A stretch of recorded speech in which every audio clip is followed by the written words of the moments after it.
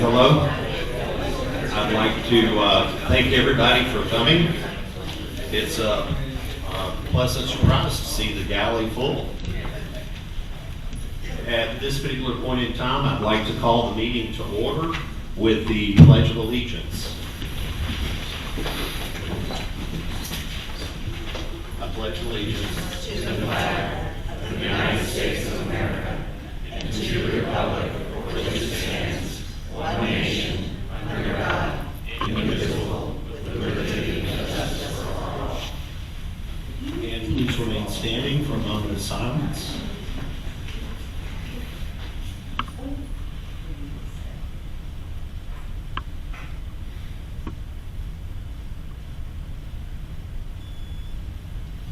Okay.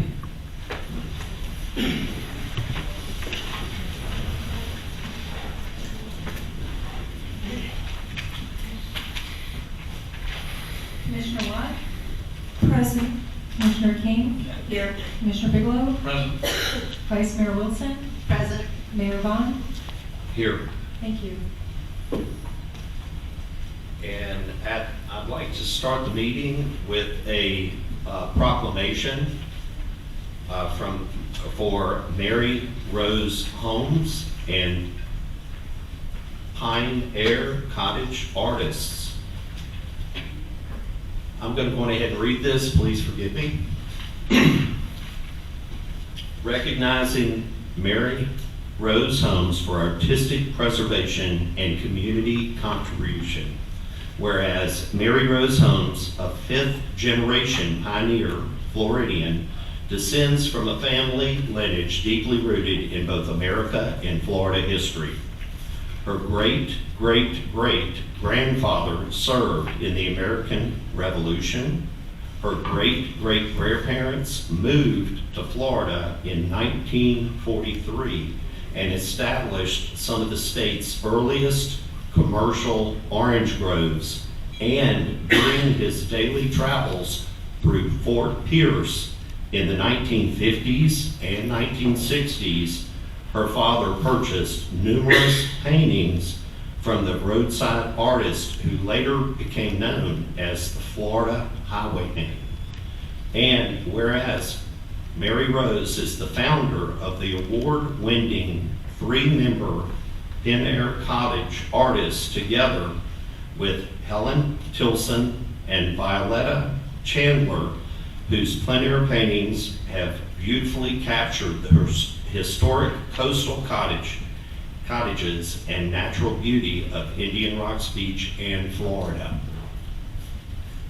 Preserving on canvas the distinctive charm and character of our community. And whereas Mary Rose and the Plein Air Cottage Artists have been featured in local, national, and international exhibitions, shows, and publications, earning the recognition for her ability to portray their beauty, history, and unique character of Indian Rocks Beach, while bringing broader attention to the community's cultural heritage.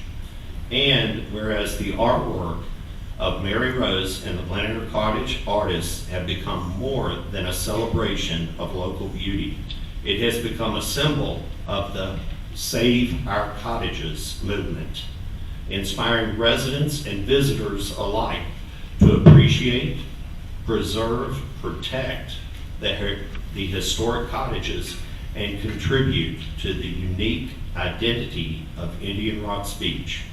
And whereas Mary Rose and the Plein Air Cottage Artists were featured in nationally distributed documentary, Save Our Cottages, Artists with a Cause, which chronicled their artistic endeavors and commitment to preserving the historic character of Indian Rocks Beach.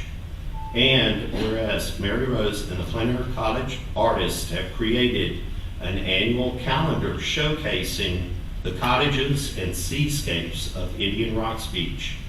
Now, therefore, I, Lan Vaughn, Mayor Commissioner of the City of Indian Rocks Beach, Florida, and on behalf of the City Commission, do hereby recognize and commend Mary Rose Holmes for her extraordinary achievements, exceptional artistic talent, and enduring commitment to using her gifts to enrich the city of Indian Rocks Beach and the state of Florida.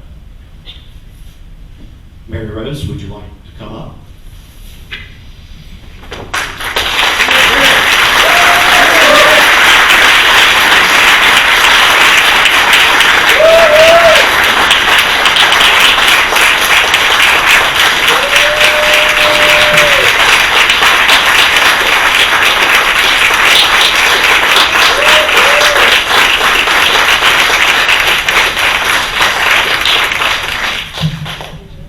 I'm going to ask. Hello? Okay, it's working. Very good. Okay, I'm very humbled by all of this. I appreciate Indian Rocks Beach. My husband and I moved here many years ago. We came for one night, and we never left. It was so beautiful, so old-fashioned, so fabulous. So thank you for this. I'm humbled. Thank you, Indian Rocks Beach, Mayor Lamb, and the commission. Thank you.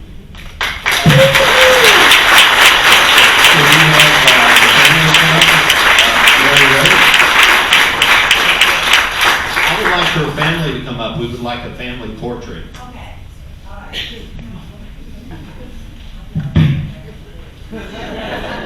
There aren't many of them. Yeah, in front of the commission. In front of the commission? Yes, and all these wonderful people.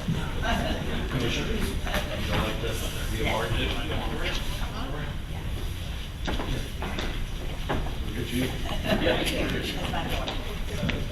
Thank you.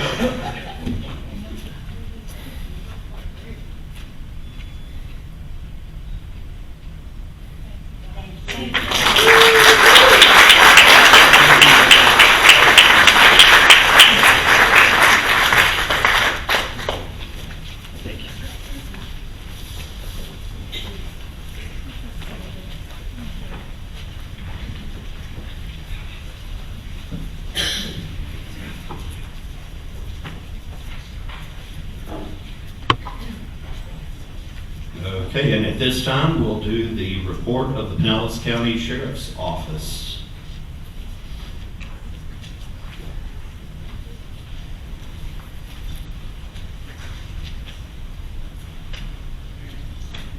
Good evening, ladies and gentlemen. Corporal Jurgen, Pinellas County Sheriff's Office. This is this monthly analysis for the month of June 2026. Can you hear me? Say again? Good? All right. There were 8 arrests last month in the city of Indian Rocks Beach. 1 felony, 5 misdemeanors, 1 warrant arrest, and then a couple traffic offenses. Consisted of 1 resident and 7 non-residents. There were a total of 952 events. Most common was the direct patrols. And the next most common was the traffic stops with 166. There were 17 ordinance violations during that time as well. And then there were 4 crashes reported. A total of 220 citations worth and warnings were issued. Deputies focused on the parking using the Post Park mobile that Robin gave us access to, and 58 parking citations were issued. Questions? Commission? I would just like to thank you for including the resident, non-resident data and the rest information. We've been asking for it for a while, so thank you so much. Appreciate it. Thank you. Thank you.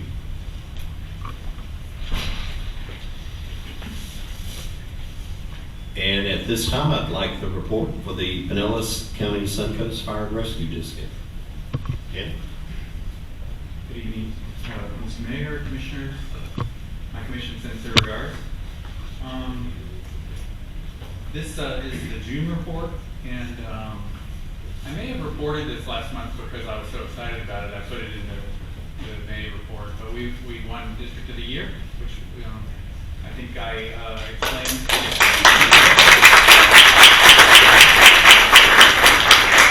Getting all the mileage out of it I can. There's about 2,000 districts in the state of Florida. There's more districts than there are municipalities or counties, and so there's about 700 fire districts in Florida. We're a single function form of government, so we serve this city as well as 3 others in the piece of the unincorporated county. And only function is fire. We also do EMS, but we do that through contract with the county for EMS. And I just like explaining it so everybody knows, we have a great audience here tonight. I'll try not to be too long because I can give you the agenda. We also had an employee that won the Firefighter of the Year, which is the Morreale Foundation gives it every year.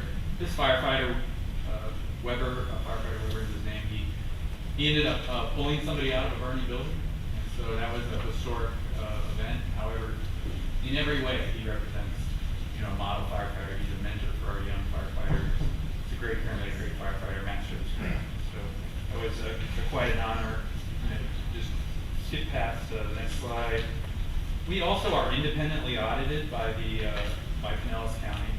And so I would go to the slide that has the red circle on it, just skip ahead, but we achieved 100% customer satisfaction rating so our patients are called and then asked how we did.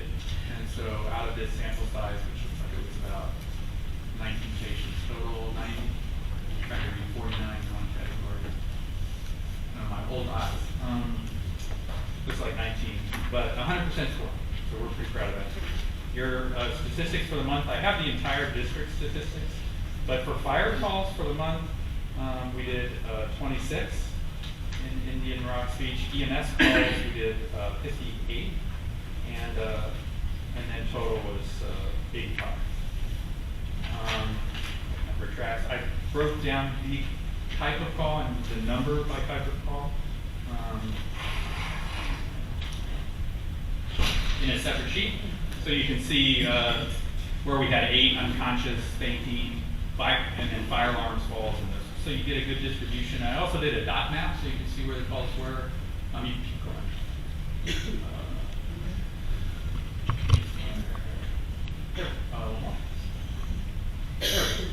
That's y'all. So there's a dot map of where you had calls, and then also a heat map that shows where the biggest concentration of calls are. So it gives you a breakdown. There was nothing, unless you all heard of something major this month that in the month of June that I wanted to report on. And like you saw in some previous statistics, about 26 or 25% normally is fire calls, and about 75% of our calls are EMS calls. I did throw in to the June report the July 4th weekend because it was really busy. 70 calls over the July 4th weekend. I show the activity by day, 31 on the 4th of July calls, which to put in perspective, we normally run between, let's say it's 10 calls a day. So anything more than that is busy. We had 1 water rescue, 2 drownings. One was in Indian Rocks Beach, one was in Bellarmine that had a really bad, fatal outcome. So 2 drownings, 1 cardiac arrest, 2 trauma alerts, 2 strokes, 2 overdoses, 2 working structure fires, some other smaller incidents, a gas leak, motor vehicle collisions that you'd expect. So it just breaks down for you, just if it's a matter of interest, the number of calls. Medical calls, 36 out of the lot were medical calls. And that's it. If we go to the, we did participate in the Hurricane Expo. I love this ribbon that the county gives, and we're really happy to participate in it. We received a check for $227,428 from the state of Florida for our EOC generator. So we operate an EOC, I may have mentioned it before, out of the Indian Rocks Church, where we evacuate to. And so now we have power, they feed us, all of our firefighters are there. We have an entire school, a secure facility, and we welcome participation from the city in that endeavor. Next slide. Capital project as well. There we go. So those are pictures of the cottage, our cottage, our fire cottage here. So that's getting close to getting done. It's super exciting. It's drywalled, we painted it. So it definitely will be operational by mid-September, but definitely by October 1st. Which today I'm sitting at my desk and there was a call for a cardiac arrest on Harbor Drive. And cardiac arrest is when your heart stops and you're not breathing. And those are the exact times when you'd be 2 minutes away from this station, and we were actually 44, 41, so the Clearwater Station up at Santee, and then the Largo Station across the bridge. Our district chief got there first. I was relieved to know that it wasn't a cardiac arrest. The person was breathing and not in cardiac arrest, but it just reassured me that this is the right move for us all to be there. So our station 28 is on the mainland. It's topped off. The next slide has a few pictures of it. It's really big. I'm glad our station here isn't that big. It'll be done in January. 27 is our station down in the Narrows. It will be, it's getting a remodel still. We're just waiting on some architecture plans, just getting it freshened up. The Tiki Gardens, the county has approved the Tiki Gardens. I reported before. I have a meeting next week with the county to talk about the logistics of that. They gave us two obstacles or challenges. One was Swift Mud, which is also a special district, by the way, about water runoff, stormwater, and then we have to talk about price.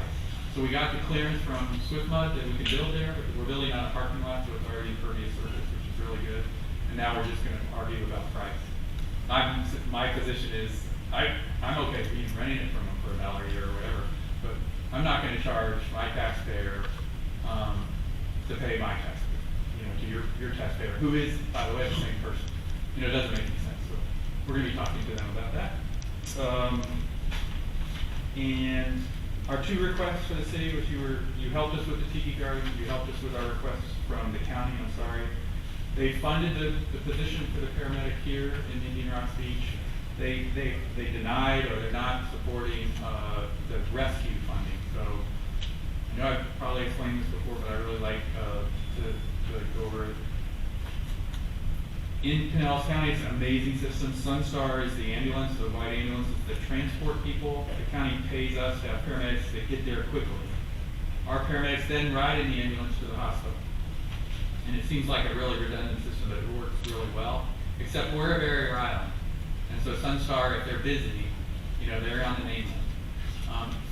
The pressure relief valve for this system, because if Sunstar tried to staff for the 100% capacity, they just can't do it. It would be too cost prohibitive. So the pressure relief valve is every fire department, every area of the county is covered by a fire department rescue, which is basically an ambulance painted red, and it doesn't transport on a normal basis, but it can.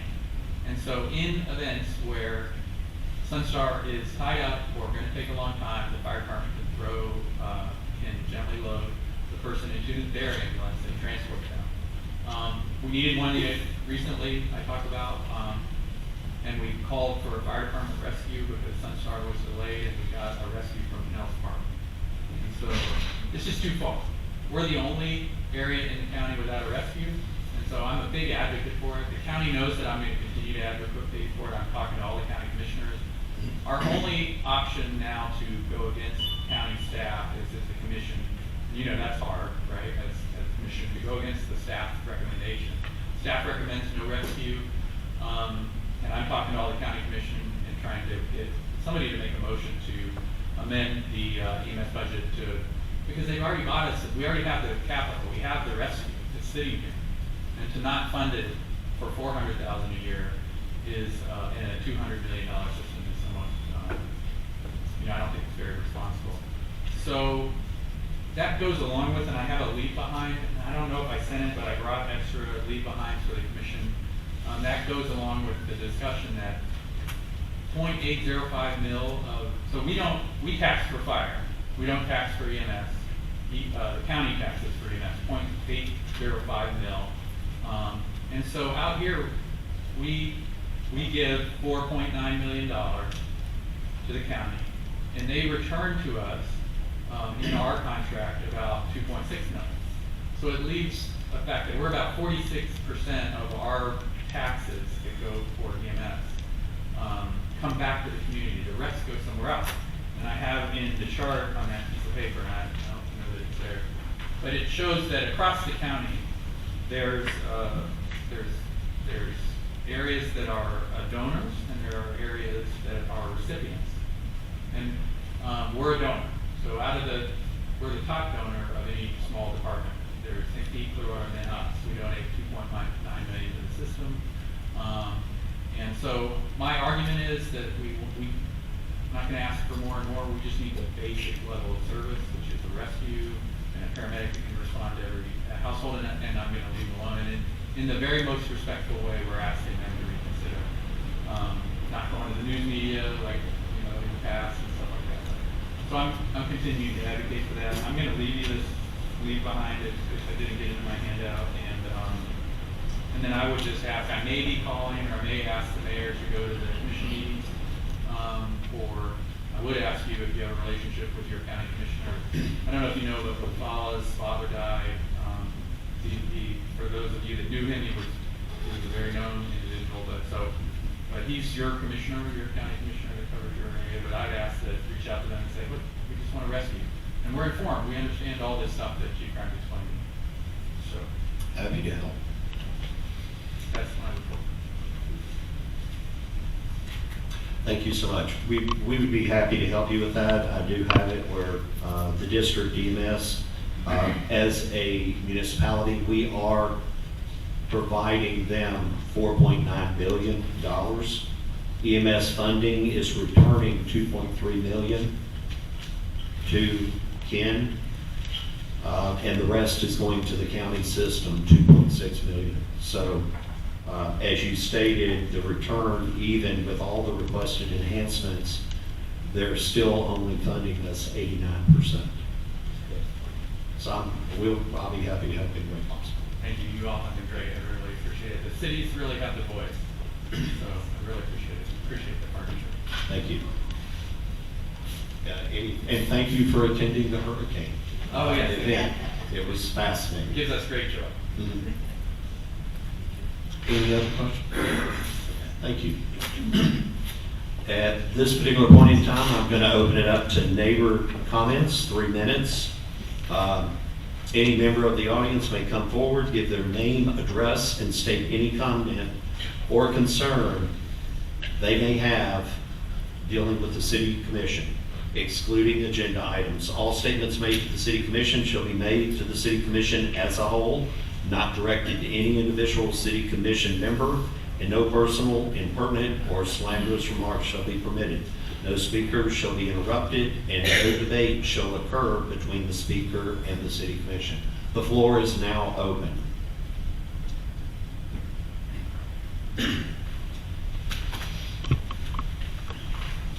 Hello, my name's James Magner. I used to live on Indian Rice Beach. I now live over the bridge. I pick up the beach every morning. I just wanted to say thank you for your efforts this year in reducing the trash from the 4th of July, particularly the fireworks.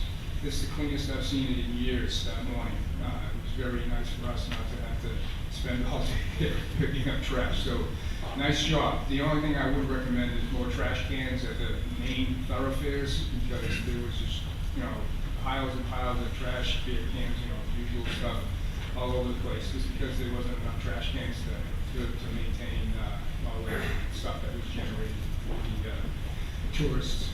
But thank you. Thank you.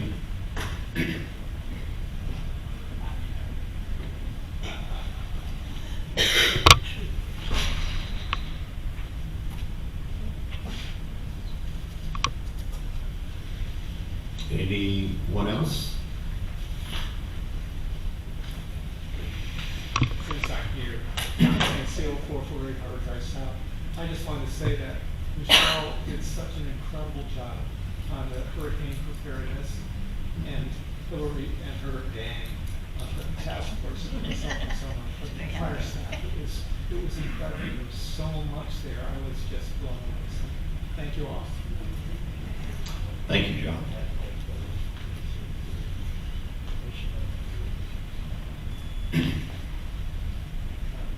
Tom Wilson, 444 Harvard Drive South. I just want to say about the parking issue, the new parking things that have worked out really well.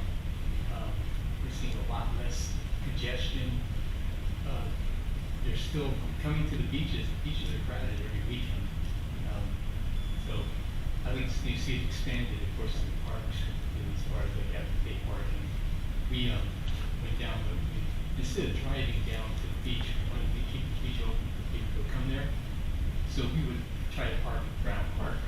Well, at night we went down there and then walked to the beach. There was no place for us to park. there at one point, they were playing pickleball. Not one person was, a resident. We had 5 spots taken by 4 cars. So it was just things like that we tried to help out a little bit. And I just think coming up down the road, the parking thing is really working well. If we get full implementation, there's less traffic, there's no problem with businesses either. It's working. And that's it. I just want to commend you. Thank you guys for doing that. Good job. Thank you. Thank you.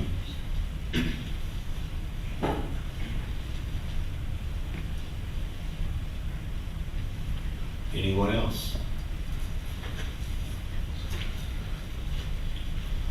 Matthew Barraclough, 211 Buckingham Avenue. I think that the commission's unilateral decision without a public announcement to change the parking around the park should be reconsidered. I think the city has made a potentially very financial destructive decision to do that. So it's really disappointing that you're doing this in the middle of the night without a proper hearing, violating state statute. Thanks, Matt. I just want to briefly address the claim that Mr. Barraclough publicly, Beth McMillan, 481 Harbor Drive South, that the city violated the Florida statute when it changed the parking at Brown Park. I think it's important to consider our own code of ordinances. And section 6235D states, nothing in this section shall prohibit the city manager from otherwise regulating parking on any public street, public right-of-way, or public property in order to ensure public health, safety, and welfare. So I just simply encourage anyone to consider all the applicable law before concluding that the city violated the state statute. Thank you. Thank you, Beth. Anyone else? Okay, at this time, I'm going to consider the floor closed, and we're going to ask for the reports of the city manager. Thank you, Mayor and Commission. Without jumping in and stealing anybody's thunder, because I think there's a lot to report on with the Hurricane Task Force, I do just want to recognize our volunteers in this community and our neighbors. About 3 months ago, we reinitiated our advisory boards, along with our Hurricane Task Force. And our Hurricane Task Force just concluded, I'm sure Commissioner King will report on that, but just concluded their activity and their duty. And it was amazing to see the neighbors come out and serve. And then switching gears, we've engaged our finance and budget advisory committees. We just had our budget workshop, and a lot of those items came from our budget and finance advisory board, made up of neighbors here in Indian Rocks Beach. So it's been, for me personally, and I think for our staff, it's been a lot of fun. Getting to connect with neighbors in business settings, engaging with neighbors, hearing their thoughts, getting their feedback, learning from the history of Indian Rocks Beach and things that have been done in the past.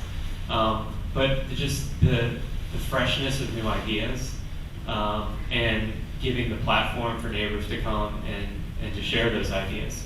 Looking forward to engaging the neighbor advisory board now that the task force is done and we can free up some time to engage that board. We look forward to doing that, as well as re-engaging our planning and zoning commission. So I just wanted to make mention that it's been a privilege to get to work with our neighbors in this room on these different items, and so just happy to report that we're off and running with our boards. Thank you, Ryan. Matt? Thank you, Mayor. I don't have anything necessarily to report, but I do have a request to make in the litigation, Homestead Hotels Inc. versus City of Indian Rocks Beach. I'd like to request another shade meeting. We had one a month or so ago, and we need to have another shade meeting to be able to talk to you all privately about the litigation and potential settlement. Okay, thank you, Matt.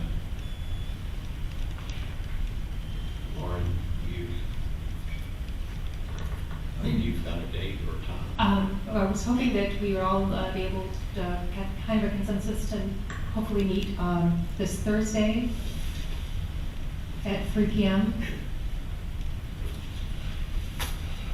Yes, that works. Yeah, I'm good for 3 p.m. I'm good. I'm good. Yeah, I got it on my calendar. Okay, thank you. Okay. Sounds good. Thursday, 3 p.m. That's all for me. Is that gonna work for you, Matt? I'll make it work. Okay. Is there anything else, Matt? No, that's it for me, Mayor. Thank you. Okay, thank you. At this point in time, I'm going to reach out to the city commission. Commissioner Watt, would you like to begin? Thank you. Just a couple of quick things. One, just ditto the Hurricane Expo was awesome. And one person said, it doesn't look like this was our first one. So you all did a great job. And love the magnets at the back of the room, Michelle. They look great. So just ditto to all that. Two, I want to give a shout out to Beth McMullen, who spoke to the Marine Center off of Indian Rocks Island Estates, and they talked about our escarpment, which is a ledge on the beach. There's this big space where the sand had been filled back up our beaches, but left a pretty big cliff. And so that's a challenge for some of our beach goers and also some of the wildlife. So Beth brought it to the attention of the city manager and Dean, and they got out there and addressed it right away. So shout out, thank you for that, appreciate it. And then my last item is, I was talking to some neighbors, and we were talking about the short-term rentals and some of the activity that's going on and some things left to do. And it occurred to me, maybe not everybody realizes, back in April, the city sent out letters to properties that look to appear to be operating in the city but have not registered yet. And so those letters went out back in April. And we've gotten some really good responses with people coming forward and trying to comply. I believe, and Ryan, you can tell me if I'm wrong, I think the number was about 800 letters. So I was talking to folks, and I think they knew that. And I know we've been asking for that for a while. And so just wanted to give a shout out to the city for that. And that's all I have. Commissioner Bigelow? I just wanted to make a comment about the advisory boards that we have. And I've gotten a lot of good feedback from it. And Commissioner Watt had made a statement a while back about how much talent we have that lives out here at the beach that is willing to donate their time. And it was just unbelievable for the advisory boards that I went to on how much talent there really is. And I can see it's a lot of it is at the beginning stages of it, and it's really going to affect the city and how it operates and how it's going to work, is going to work, and it's working. So the people that are on the advisory board that are strictly volunteers, I really appreciate all of them coming out and helping, because I can tell right away it's going to make a difference. And I've been sitting up here for 31 months, and I can just tell right away immediately on where this is going to go. And I also want to thank Michelle on her effort for the Hurricane Expo, along with Hillary. We had a huge turnout with the vendors that were out there. I was really surprised when I, rolled up in here in my golf cart and saw the activity outside. And then I came in here and I wasn't really expecting much going on inside here, but it was really something. And it was really, really a good job. So thanks again for everybody that helped out and volunteered and all that. So thanks to everybody. Commissioner King? Okay, one more shout out for the Hurricane Task Force. So as Ryan mentioned, we did concluded our last meeting on July 8th, and this group of people, 7 of your neighbors, were willing to spend a pretty incredible, copious amount of time and their intellectual capital in order to develop a set of recommendations for near-term improvements in the way that Indian Rocks Beach prepares for, runs through, and recovers from a major weather event like Helene. So we did see 2 immediate results of that, the Hurricane Expo, which by all accounts was a wild success, and we need to expand our space next year because we had such a great turnout of visitors, but certainly of vendors and volunteer organizations. The second one is also present at the back of the table. It's the magnets, and what that really represents is setting up an emergency weather hotline for neighbors to call into to get current status of whether it's the impending storm, the evacuation orders, or during a storm, you know, when power's out or when power comes back, when we're allowed back on the beach, etc.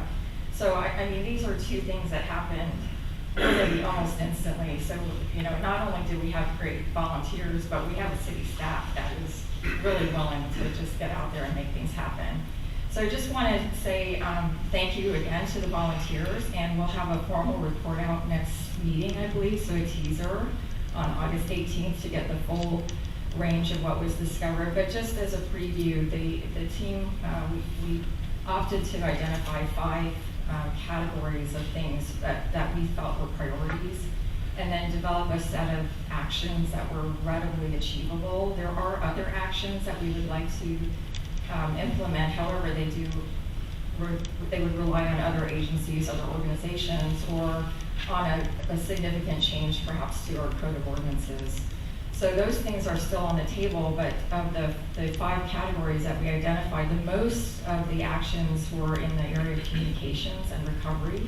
For those of us that experienced Helene in real time, we all can recall the communication was difficult after the storm, and our ability to recover and get our neighbors back in their residences and other things was a little bit challenging and still remains that.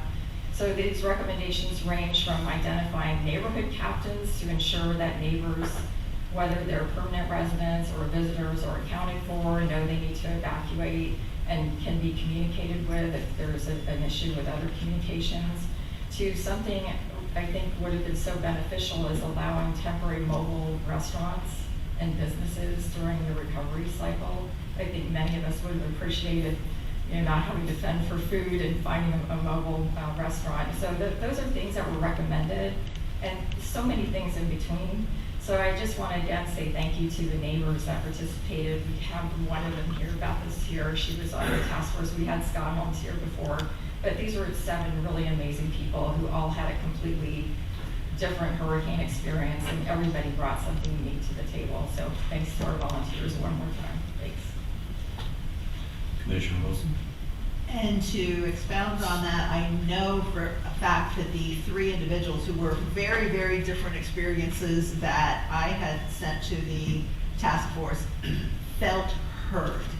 And I think that was probably one of the biggest takeaways, because several of them going in hadn't felt heard at all. So that was a very big thank you from all 3 of those. I've just been playing network in this hot season.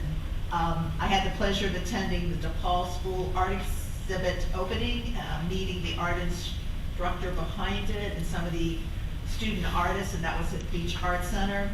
June, Suncoast League of Cities meeting was in Oldsmar, and the city staff did a very informative presentation on what they did for their hurricane response efforts. So I have a few things to give to Hillary from there. No formal meeting for that group in July, but lots of conversations among members about upcoming year. I had the honor of attending the John Maroney First Responders Appreciation Dinner that the firefighter from ours was honored at. I was a guest of Representative Burfield, and not only was it an inspiring evening, but network opportunities were really good. No formal IRB Homes event in June, but members were encouraged to patronize Jake's on one of the nights that proceeds went to an employee whose child is battling leukemia. I think that it was a great turnout, and what a wonderful opportunity that the leadership of IRB homes offered. This Thursday, July Mix and Mingles, Gildy C, 6 to 8, and the donation items are school items. Florida League of Cities July webinar on tax reform the other day was amazing.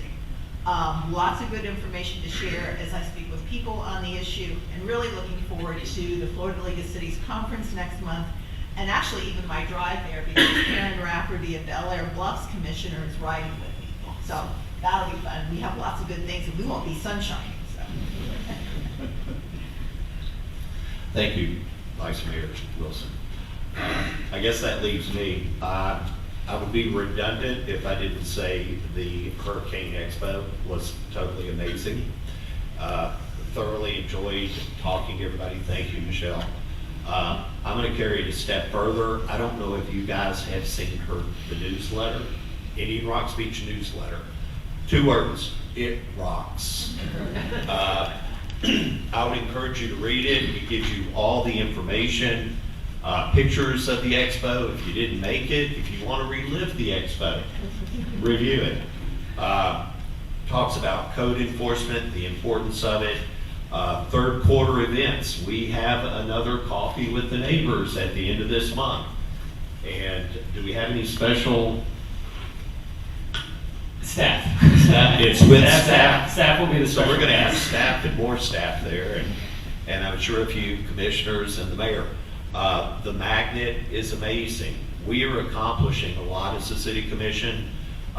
We are opening the lines of communication. You call us, we take care of it. We had a situation where somebody was complaining online about Sunday work. It got sent an email to a commissioner. We immediately took care of it. We turned our hotline on. The very next weekend, we closed 4 construction sites. And we're continuing to do that. We're upping the game. We're listening to the citizens.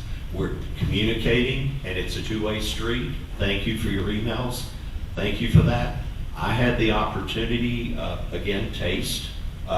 Hillary, thank you so much for the Hurricane Task Force. I sat in on a few of them. Amazing leadership sitting up here, guys.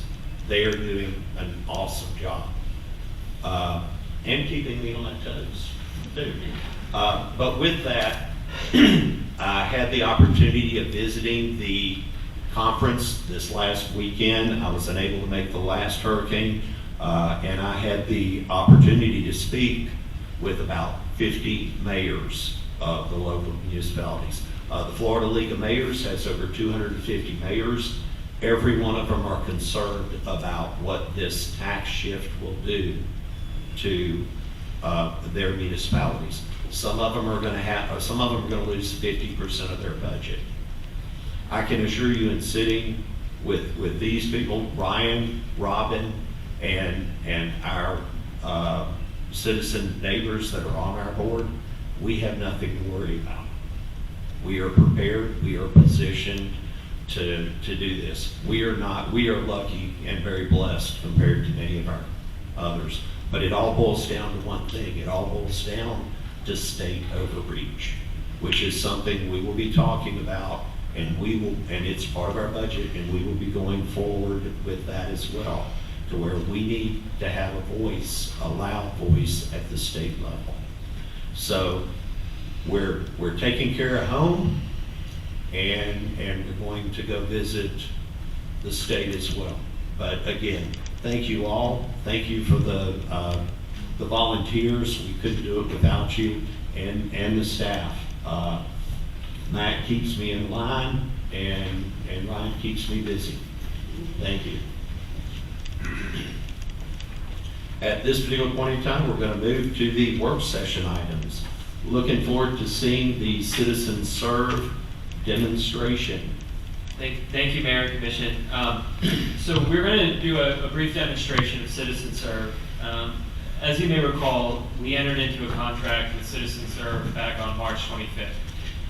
One of the things that we did as an early assessment of staff since October was taking a look at our technological capabilities, taking a look at our technological gaps, taking a look at our service gaps, and figuring out a way of modernizing our operations.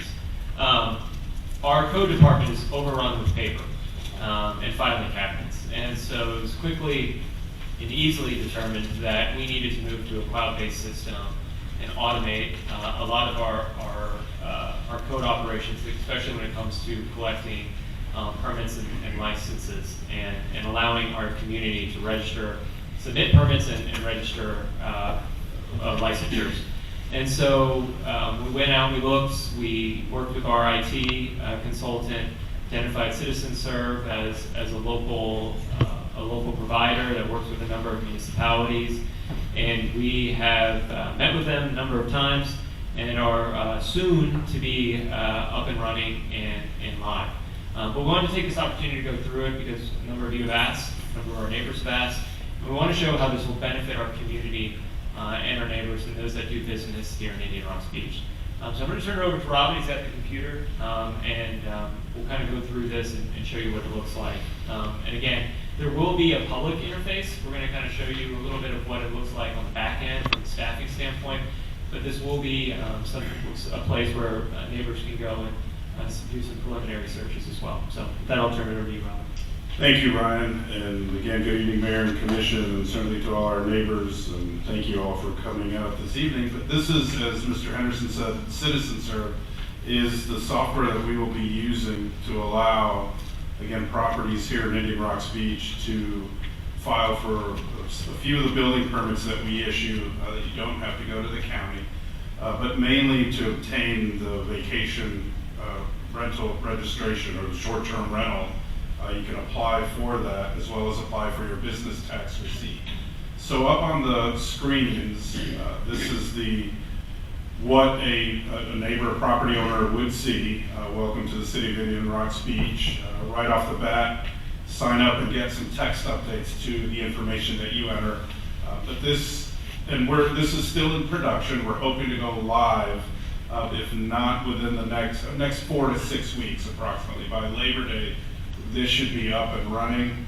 We'll certainly keep everyone updated, but you can apply, as you see up here getting started, apply for a permit, submit a planning application, apply for a license, submit a complaint, request inspection, renew your license, make a payment or search. We anticipate that the largest usage of this will be for the vacation rental registration. So we're approaching 800 or so that have registered with the city. So the majority of those users and anybody else who registers between now and when this goes live, their information will already be on this software. So what they will primarily do is select renew your license. So when they do renew your license, and of course that happens when it's not working, renew your license, and of course it happens when you least need it to work. And you will be prompted, your information will pop up. You will then be essentially asked to review to make sure that did anything change. If nothing changed, then you'd be able to just load, again, follow through with the prompts and be able to pretty much just pay for your renewal. And again, we'll determine what those fees will be, but you'll be able to renew your license. Anybody who is applying for the license, and again, it looks like I lost the link. This, again, still in production, so if I'm able to pull it up, I'm not sure if I'll be able to. Yeah, so Robin, we do that. What I can also kind of just, if anybody obviously is familiar with our vacation rental registration program, it's laborious. There's a lot of paperwork that needs to be filled out. And have a complete application. What we found with a lot of folks that send in applications, they're rarely complete. And so there's a lot of emails, there's a lot of back and forth, there's a lot of make sure you get this, make sure you get that. And so the idea behind this is that we are going to ask, and we know that there's going to need to be some hand-holding with any type of software. We're going to ask that everybody go through this portal so that we're not chasing documents. We're having people send in all the complete documents at one time. We're going to be able to review for fullness and completeness and then have that be able to respond to them. But it's just the emails, the back and forth, the files, all goes to a cloud-based system. The other thing that is going to be incredibly advantageous for us in the software usage is going to be the reminder of renewal. So if you've ever come to our special magistrate meeting, there's a number of people that come before the special magistrate for failure to renew on their vacation rental registration. It's against our ordinance. We are going to be able to send out reminders 60 days in advance to get your application in. And that is something that we've had property managers ask of us, and business owners ask of us, because it just, with day-to-day life, it's your business, you need to be on top of it, but we understand with day-to-day life, there are things that get mixed up, or there are things that get forgotten, and with this, there's really no excuse. You'll get a reminder 60 days in advance to renew your vacation rental registration. So being able just to be able to do that is going to be incredibly beneficial from a staffing standpoint and from a compliance standpoint, because the goal is to get compliance, to get everybody compliant with our ordinance. So once, again, renew for the majority for vacation rental, they'll need to renew their license. They click on renew their license, we will send you the ability to create your account, but each individual that has a right to vacation rental will have to set up an account. So the software will simply prompt you on how to do that. You'll have to enter, obviously, your credentials to log in. So as I stated, here's the pre-populated, this is a fake creation, but it'll be pre-populated so you won't have to re-enter anything. If you do need to make corrections under applicant information, it'll allow you to make any corrections.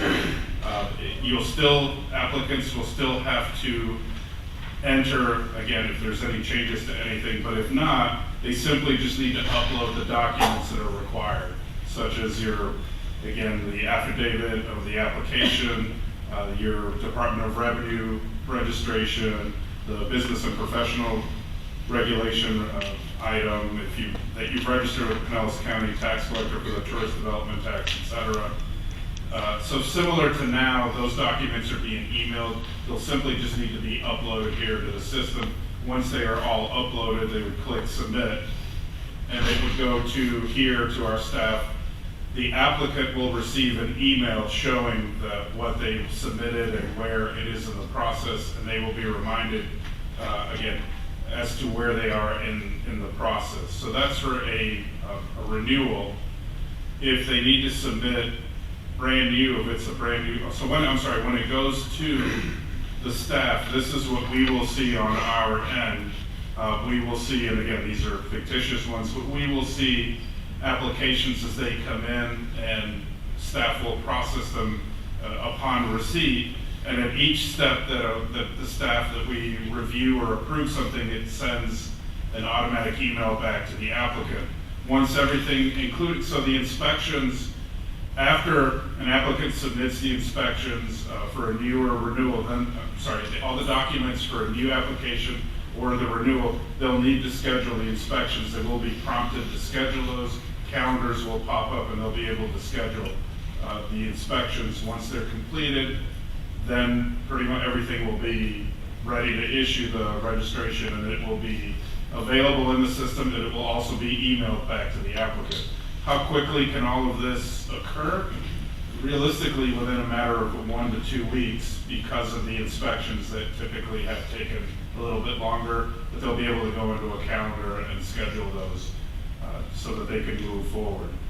If it's a new application for a license, again, it's a little bit more work, because they have to choose whether, again, the short-term vacation rental registration, then they'll need to choose whether they are in the commercial tourist district or just a regular registration, which is everything east of Gulf Boulevard.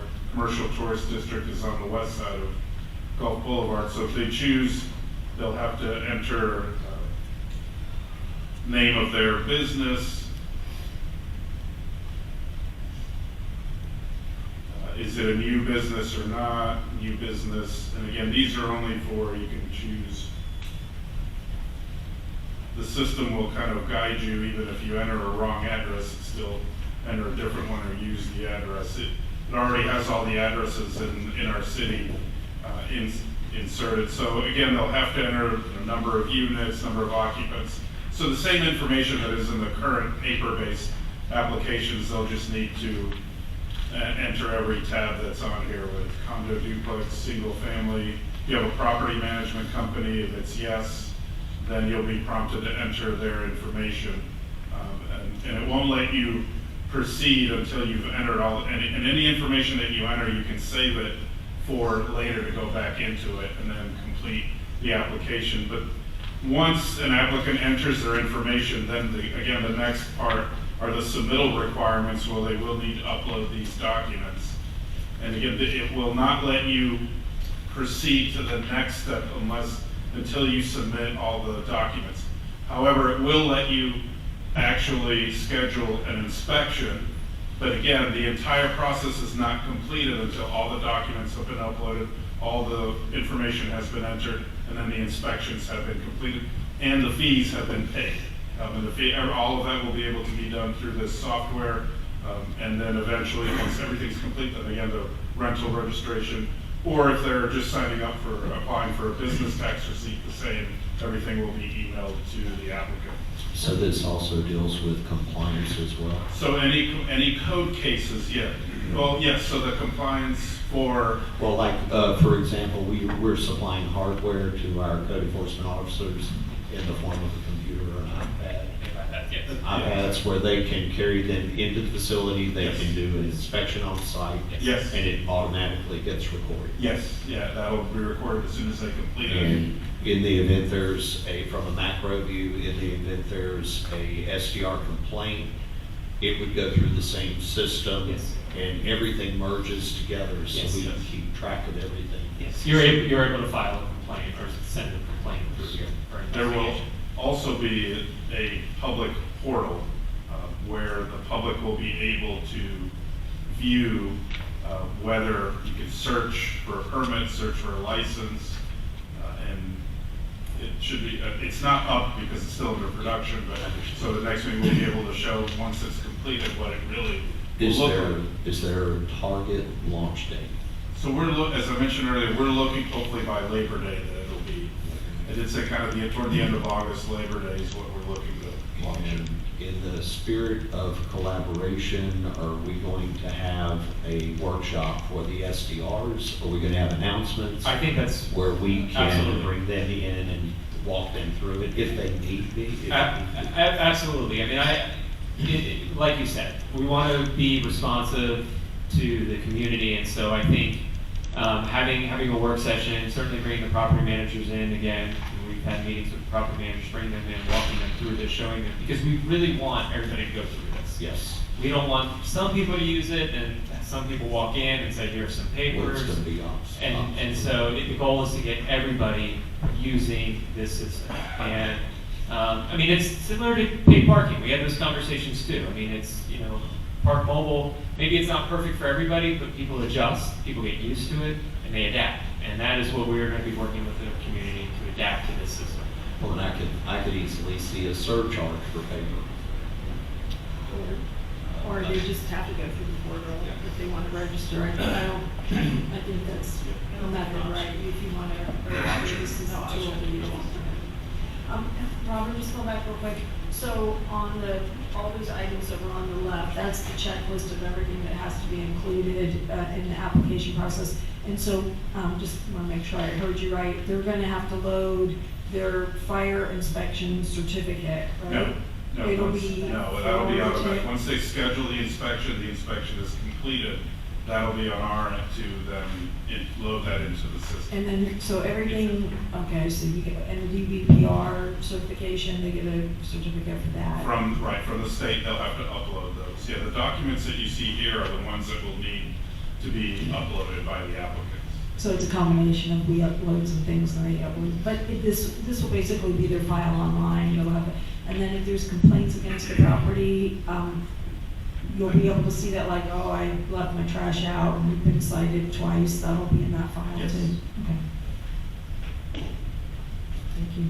I think the inspections are the only things that aren't self-reported. Right. That would be the They do city inspections. and the fire, okay. Yeah, they just need to schedule, they'll have the ability to schedule those, and there'll be a listed calendar and dates and times. But no license until scheduled. Correct. Yeah, you have to meet all the requirements. Yes. So, and then it'll be easy for the applicant to see what's still open and what's not in terms of their checklist. Yeah, I can't underestimate or understate the correct word. I can't understate just how, time consuming it's been for our staff to have these back and forth about getting documents in. We don't issue, everything is completed, all the inspections are done. The code enforcement manager signs off, I sign off, but just getting to that point has been very time constrained. And we're also looking at the appearance of how kind of it looks, because right now it looks pretty plain. Yeah. If it was kind of bolded a little, and so we're also looking at the actual font sizes and coloring schemes, et cetera. Need to be bigger. Yeah. Pretty small. Big screen. But we will be certainly publicly putting this out there as we get closer and then having work sessions or workshop for our property managers, short-term rental operators. I think is a great idea just to make sure everybody understands. Thank you. Does that conclude the? Yeah. Okay. At this particular point in time, I'd like to invite our Waste Connections presentation people. Thank you, Mayor and Commission. I'll turn this over to Ian, but on June 23rd, we had a commission work session related to the future of recycling in Union Rocks Beach. It was a good conversation. It was, I think, a productive first conversation. But it was certainly apparent, too, that it wasn't a complete conversation without having, not having our recycling provider, here in attendance to present. There were a lot of questions that were asked about recycling, about contamination, about the process of sorting through recycling that is really best to have Waste Connections, or really anybody in the recycling business, be able to answer. Waste Connections has been in contract with the city for years. They're intimate with this community, and I think that's what Ian's going to go through and show, that he knows this community well. He knows the habits of this community. He knows, certainly both Dean and I have shared with him the feedback that we've received from the commission and from our neighbors. And so, again, there's no decision being made tonight. And certainly we can talk about next steps after the conversation. But I did think it was beneficial for the commission, the policy deciders, to be able to hear from Waste Connections about the process, and also for our neighbors to hear from Waste Connections too, because I think that there is a lot of concern about the pickups, the contamination, that is best suited for Waste Connections to be able to answer. So with that, I'll turn it over to Waste Connections. Thank you. Once again, my name is Ian Boyle, Government Affairs Manager for Waste Connections. With me tonight is my colleague Logan Anderson. He's our District Manager for our Pinellas Hauling, and also our District Manager for our recycling facility in St. Petersburg. So my apologies for not being here at the last meeting. I was at the Florida Association of Counties meeting, so I go to League of Cities and the counties, and so I'm putting up a booth and talking to everybody, so that's kind of my job there, so I apologize. So in talking to Ryan and Dean, I definitely wanted to come here and kind of do a quick presentation, kind of tell you some stuff that we go through. We have been partners with the city for a while. We'll start with tonight's discussion items. The first thing would be the history, kind of the Waste Connections partnership, the recycling, kind of the timeline, the industry changes, talking about contamination, talking about the changes that had to be made by processors because of the industry. And then I want to spend a little time recognizing Indian Rocks Beach because of that right recycling success. You're actually doing a good job. There's some discussion about contamination, an average compared to the county and compared to other parts of the state. So I just wanted to start out a little bit about our company. Waste Connections these are our core operating values. Just want to let you know who and what we are. Safety is our number one operating value. We do everything with safety is our first thought. Making sure that our guys are safe, making sure our routes are safe. Integrity, we've got to keep our promises. Customer service, best place to work, and a premier waste management service in North America. So these are the values we live by every day. The partnership history, we've been the legacy vendor here since 2011. The contract initiated through a piggyback through Madeira Beach. We actually won that contract through a procurement process.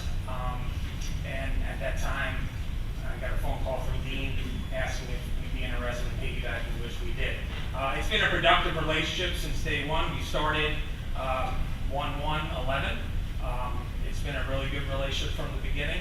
Like every other startup, you have your issues as far as getting cans out and getting the customers to understand, about the recycling, because we were initiating a new program at the time. But since then, it's become a really, really positive program for the city and also for us. This is kind of one of the pamphlets, the educational pamphlets that we passed out at the time, just kind of letting people know what we're recycling. Just kind of let you know what we did at that time. At the time, we were handing out bins, and we actually put those in the bins, and then we did kind of door hangers as well. So, our current contract ends on 12/31/26, so it's this year.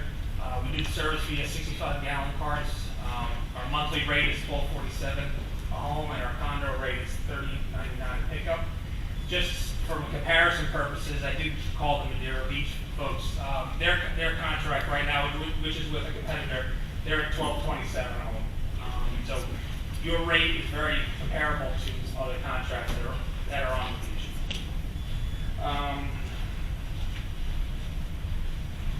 What's the difference between home and condo? Condo is more of a... Single-family home, the one you can pick up the understand that. curbside. Are we talking condo, are we talking like a dumpster or mini dumpster? Well, we have the carts there, Okay. and considering with condos, you'll have more carts out there, so we came up with a pricing model where it's on a per pickup charge. Okay. Because single-family homes, they're gonna produce obviously less recycling than a condo. So it's roughly $12.47 a can for a resident? $12.47 for the monthly charge, yes, for the single-family, correct. Just proven experience to let you know, the crew working at routes right now, Felix and Jean, they've been servicing the routes for 5 years. They know this community really well. Logan Anderson, he's been with Waste Connections and our legacy company since 2010. He oversees all the county's hauling operations. He's moved up from driver, route supervisor, ops supervisor, site manager, now decisions manager. Myself, I've been here since 2009. I'm a member of the original team that started this program, and then I oversee all municipal and government affair initiatives on the west side of the state, and doing some more now in South Florida and also Orlando as well. But just to give you a little background, between our drivers and Logan and myself, we know the contract very well. We have a great relationship with Dean, who's been fantastic to work with. So to give a little background, kind of a history, the most common industry standard for the longest time was dual stream. If anywhere you lived, you basically had a blue bin and a yellow bin or an orange bin. You put papers and cardboard in one, you put glass in another. The typical dual stream participation was about 40 to 60%. Now, to kind of bring up that participation rate, single stream was introduced. Basically, you put everything in one can, it's come to a processor, then they sort it out. The whole goal was to increase participation, because at the time, I don't know if people remember that the state put out a 75% rule. They wanted to have a 75% recycling rate in the state. You weren't going to get there with dual stream, so they moved it to kind of single stream. So most Florida communities did convert 2005 to 2015. And just to let you know, I did look around. I found 3 municipalities still in the city of Gulfport, Alachua County, and Palm Beach County, all still doing dual system. Participation for those systems, when you go from dual stream to single stream, increased to 10 to 30%. Basically, convenience drove higher set-out rates. But some people would just say, listen, I'm not going to spend the time, this bin, that bin, that bin. If it all goes into one, I'll do it. And that's basically what we saw. And it's so through the industry. They wanted to increase recycling rates, so that this is the program that they introduced. Now, contamination, which is the kind of big discussion. With single stream, you increase contamination. There's more non-recyclable materials that entered the stream that we had to deal with. Additional sorting increased processing costs because we had to remove those materials. Commodity values declined because the contamination decreased the value of those materials. Higher volumes often produced lower quality material. The other thing with contamination, a big thing that happened in the industry in 2018, China was basically accepting all the materials in the world at that time, and they were accepting it all. There was no questions asked. 2018, basically on a dime, they switched and said, we're not accepting anything that's more than 1% contamination. So basically, everything stopped in the country, in the world. There were boats that were heading there that were turned away and had to come back to wherever they're coming. Basically, beginning of 2008, the first 3 months, every recycling contract, basically in the United States, went from making money to losing money. It became a huge issue for all of us. It was a big struggle for all of us. We kept our promises to our clients. We ended up losing a lot of money until we could get to a point where we could renegotiate those contracts. That's why you've seen the increased costs and what it costs to recycle because of what happened in 2018. So, to let you know, curbside recycling participation in Florida is about 77%. Pinellas County is about 96%, which is based on a bunch of reports and surveys that I was able to get from the county and also from the state. Indian Rocks Beach, from our own, was about an 85 to 90% participation. It's a very, very high recycling participating community. As far as the contamination goes, all the material here or wherever is brought to what they call a MRF, a materials recovery facility. That's where it's sorts, processes, markets, recycles. Ours is in the same category. The average single stream contamination is about 20 to 25%. Florida single stream MRFs is about 27%. Pinellas County on average, based on their report, was 21.8%. And Indian Rocks Beach is about 22.6%. Just to kind of let you know that your contamination rate is something, like, and I was calling around to some of my counterparts, they have contracts that are in the 40%. And they wanted to know what's Indian Rocks doing so well. I said, well, they're a very good community. They're very positive about recycling. They're very passionate about recycling. And I'm just saying, like, you guys have a good contamination rate as far as in comparison to a lot of other communities. I would say that from our standpoint, if the contamination was at a point where it wasn't feasible to have a contract, we would never renew. We would have walked away. I'll let you know that we had a contract down south of the county with 60% contamination. We did everything. We did education, enforcement. We could never get them. It can never change off that 60%. We ended up having to end recycling there, and they do like drop-off centers. I will tell you this, that like Hillsborough County is one of our probably largest contributor to our MRF. They have about a 30% contamination rate. Now, we have actually all the materials collected in Tampa and brought over in 100-foot trailers. We have spotters over at our transfer station. So if they see a truck that has a lot of contamination, they send it away, send it to the burner. Even with that spotter, who's very good at his job, we're still getting 30%. That's kind of about the average. We have a lot of processors. Basically, if we were going to make this model work, we had to become better in our business, in our private business. So we put more money, processors did, at their MRFs to take contamination out. Because if we started rejecting everything, then we're actually losing money for ourselves. Because when we look at a can, like I saw pictures that were sent here, we saw a can that might have like a couple of bags in there. We're not looking at that can as like, oh, that's 50% contamination. We're looking at it, that's 50% recycling. Because we had to become better in removing contamination, or we would basically have to shut down our processes. And everybody in the business has. Waste Management, Balcones, Republic, everyone has. So I just want to let you know, like, one of the reasons, like, I think there's this discussion where you see there's contamination in cans here. Logan has instructed his folks, if you see it and it's not too bad, pick it up. We have put money into our processing to remove that contamination, so we can actually, salvage at least 70 or 80% or whatever is in the can. So just to let you know where we're at. That's where processes have to go, because we have about 15 plus years of experience knowing that there's always going to be contamination. Even in the best programs, there's always going to have contamination. It's just the reality. And some municipalities, they can never improve where they're at. Like counterpart Miami-Dade, they have 40% contamination. You know, they did a lot of education, now they're moving to enforcement. Some municipalities, they have to kind of accept that. And I'm just saying that contamination is a part of our business. And if we didn't know how to get used to it and work with it, then we basically would shut down our processing plant. Is there, can I ask you a quick? Yeah.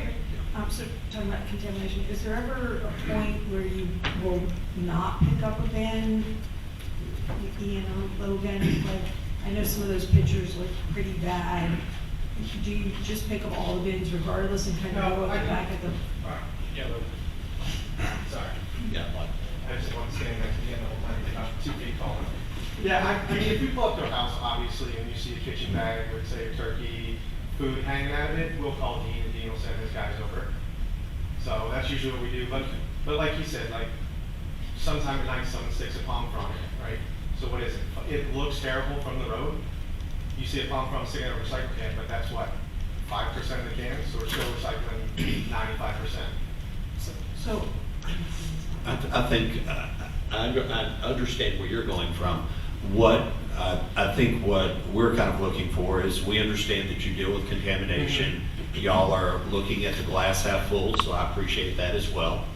You're looking at 50% recycling.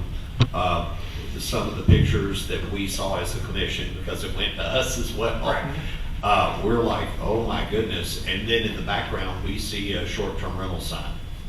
And we see it right next to another trash can full of trash. And I appreciate the education, but I think if you were to put a sticker on that at the street level and say we're not picking it up because of contamination, you've done a very effective education, because somebody's got to go back to that can and it's not empty. One of the remarks that we got from one of our citizens was, they picked it up anyway. You know, and then that's conveying to another one and another one. So I guess, and it's good to know that you have dedicated people, Felix and Jean, because they probably could tell you where the problem houses are. And I think as we evaluate this program, we want it to work, but we want it to work, and we do need to educate some people. And sometimes the best education is just leaving their mess to themselves. Could they identify some of the problem areas? Is that something we could address? Or are y'all telling me that you pick up 100% of the waste regardless? So last week, Dean had asked us, we had actually a supervisor go out and do, before the truck out there, and write down every address that you could see contamination. I could get that to you, I don't have it with me. Okay. So it does seem to be the short-term rentals. Okay. From what we're finding, because we have the list. Because if we keep recycling, which I feel like a lot of our citizens want and desire, the question would be, do you remove it from a commercial business? Do you remove it from the short-term rentals? And then what would that do to the rates, of course? Then we've got a whole nother mess to deal with. But I don't want to say eliminate recycling. I want to find a way to keep it, and I'm hoping you guys can help us do that. Yeah, that's a problem. We can actually look at that. I guess it comes down to trying to identify the ones that are the problem ones. Again, we've actually tried to create a system. One of the things is, and Dean, for Dean's not here, but route efficiency. For Felix and Jean to kind of look in every can, they would never get the route done. Yeah. It would never happen. Stuff would be left on the ground. So it's one of those things where, like, listen, if it's a question, just pick it up, I'll take care of it at the MRF. Now, as far as like really egregious ones, like I said, Logan will call Dean and let him know. Okay. Now, So if it is, do have a record of that. yeah. So if it is the short-term rental and we want to get into like a stickering situation where we do some kind of like a approved sticker, because from our standpoint, you know, we can't be the enforcement ones, but we can actually, if we have stickers that we approve on, that we can work together on, we can actually put them on those cans. And those would be the, we're not picking up due to contamination stickers, that's what you're referring to? Yeah, stickering campaigns were very huge during the switch in 2018 because of the fact that trucks were being turned away at an incredible amount. To the point where, listen, if this keeps happening, then we can't do anything, we can't recycle anymore. So the processors had to get better at removing the contamination. So that happened. So more trucks were coming in. Now, ones that are egregious, that are over the top, then you obviously send them to the burn or the landfill. Here, obviously, you know, you can have an increased contamination. Spring break is always a big time. You'll see an increase in that with the short-term rentals. But if we want to work together and try to create some kind of stickering, you know, kind of go back to that stickering campaign, we can do that. I'm throwing this on you, Ryan. So. Yeah, no, and I actually, if I may, I have a question. Ian, when it goes to the MRF and you have to turn it around and send it to the burner, and you can identify that it came from a certain city, does that change the rate, or is there a penalty for the city if you're continually picking up waste that has to end up going to the burner? Well, for the most part, in Pinellas County, the only egregious violator of that is Hillsborough County. I'm just be perfectly honest. That's where we're turning away, and we're turning away those trucks in Tampa at our transfer station in Eagle. But here, when they're coming in, again, they're an acceptable rate of contamination. Like for instance, we're looking at a couple of cans of pictures, I totally get it. But if you look at the totality of Indian Rocks Beach that comes in, the truck looks good. So, you know, it's coming in and we'll dump it on the floor and we'll process it. One of the things I'll show on my last slide, but we open up an invite. If the staff and commission would like to come out and see our facility, we'll set up a kind of a field trip. You guys can come and take a look at it, see what we're dealing with in a sense. But over the years, we have become better at taking out the contamination and being more efficient with our routes. The biggest thing is we want to get in and out off the beaches as quick as possible because people don't like our trucks out there, especially in spring break. A lot of yelling, a lot of honking horns. That being said, but again, if we want to start working on that as a kind of a stickering campaign, there's no problem doing that. We can do that. And I will tell you, the commission, this, that after our last meeting, we did talk to Pinellas County. And they did suggest that, you know, obviously, and this is no secret to anybody who's there, they want us to continue recycling, right? But they did suggest that if one thing that they have seen that has been effective is having enforcement go out, marking the cans, or working with our provider marking the cans, and then at some point just removing them completely from the program and making them come get garbage cans. They're not going to participate effectively in the recycling. During our budget workshop, we talked about code enforcement. We talked about, you know, duties and additional duties, and that is one thing that as staff we are anticipating, if we continue moving forward with recycling, will be something that we were going to have to ask our staff to help with. So I have a question that's really, I think, something for commission and staff to consider. If we're going to go forward with a stickering program, which I would be very happy if we did that, I think that if nothing else, it helps raise awareness of what really is recycling and what isn't. But also, I mean, we have basically penalties for people who leave the garbage cans out too late or put them out too early. Do we have a penalty fee for rejected recycling cans? That's something to consider. There might be something to build into the program. Right. You get 3 stickers. I'm making this up. There's some sort of fee. I don't know, we give people 1 chance on the garbage cans being out too long. So why would we give people 3 chances to stick it? Okay, two chances. And something else was brought up. Do we make recycling easier? Do we focus on just a couple of things? Somebody mentioned aluminum and cardboard or paper. Is that something that you would, I would love to hear with your expertise, Just some Let me ideas. go to the next slide. Okay. So this is kind of a breakdown, kind of was a recent breakdown of kind of what we see at our MRF. We get about 66,000 tons per year at our MRF. Indian Rocks Beach contributes about 415. I did check with our controller and contributed 195 tons for the first 6 months of the calendar year. Basically, residue and contamination is about anywhere from 25 to 27% of our material. That's everyday trash, and that's an expense to us to get rid of it. Glass makes up about 24 to 26%. That's something we don't get revenue from. We have a processing cost, but the glass is still recycled. Just to let you know, there's only one company that accepts glass in the entire area. So all glass goes to one company called Strategic in Sarasota. And we have to drive it down there and we have to pay to get rid of it. But it's still recycled. It's just a cost. Mixed paper, that's kind of the largest amount, 31 to 33%. Cardboard, 10 to 14%. PET, your water bottles, 5 to 6. Steel, 2 and 4%. Steel and aluminum actually are probably the biggest as far as if you look at what you get from revenue. It just happens it's 4% of our commodity.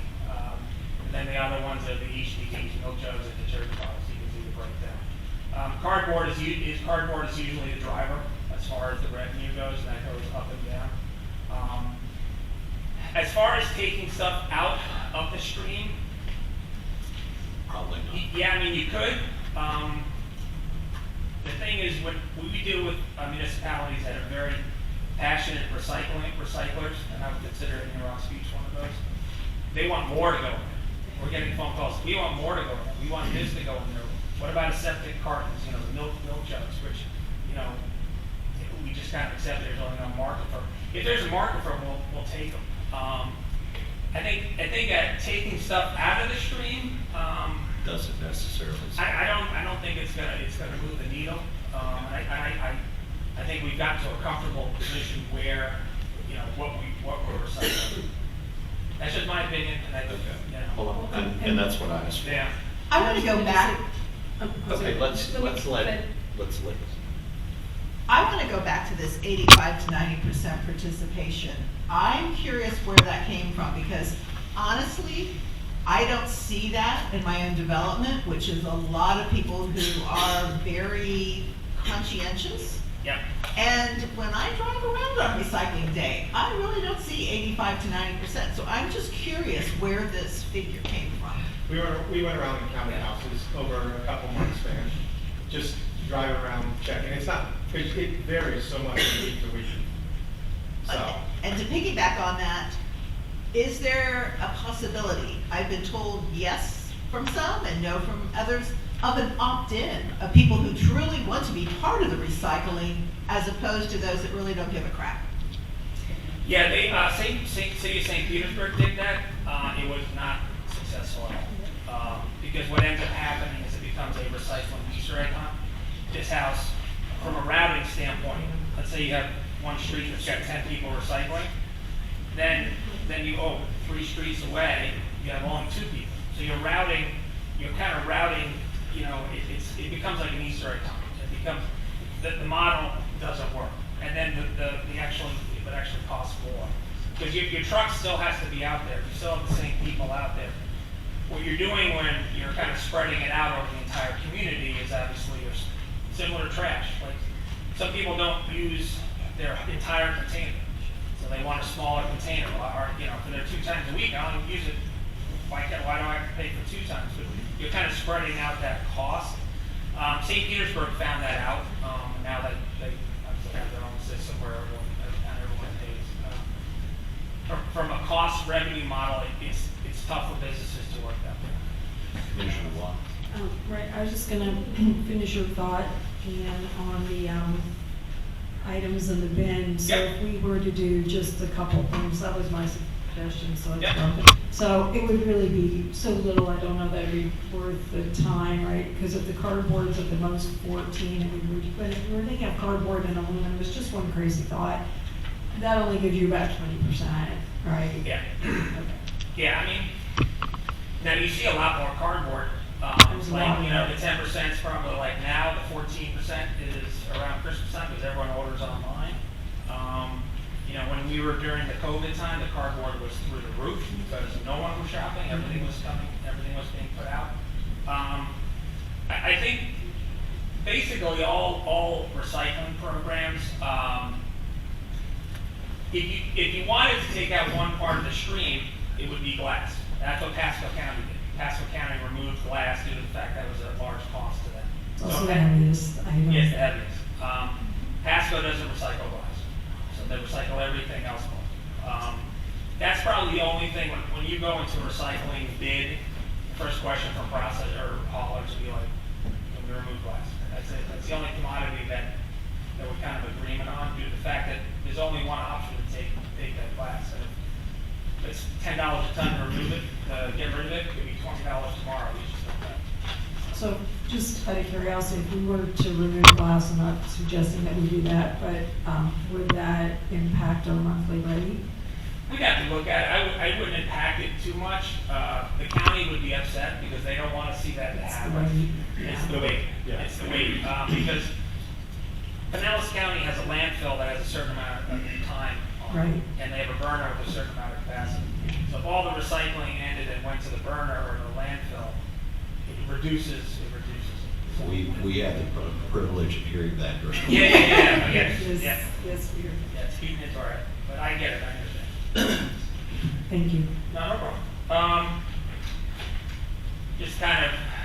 Just wanted to, this is kind of something I took from Pinellas County when they did their survey. About 3/4 of Indian Rock Beach recyclables are successfully recycled. You're right there, right around the average, about 77.4%. Gulfport obviously has the best, and they're a dual stream, so it makes sense. Totally makes sense. So from a recognition standpoint, I just wanted to let Indian Rocks is one of the highest recycling participation rates in Pinellas, while maintaining a very average contamination level. So I think the passion here, I think whatever the residents that have called you and sent pictures, that's why you're successful. Okay? Municipalities that don't have residents that do that, and thank you, then they're not as successful because they care. We've known this community since 2011, and I've known a lot of communities, and I will keep that quiet. But this community cares, and that's why you do so well. So I commend Dean, I commend his staff, I commend the residents. I think you've done a really good job, and it's been a great partnership. Obviously, we would love to keep that partnership and keep it going, so we definitely sit down with the city and try to figure things out.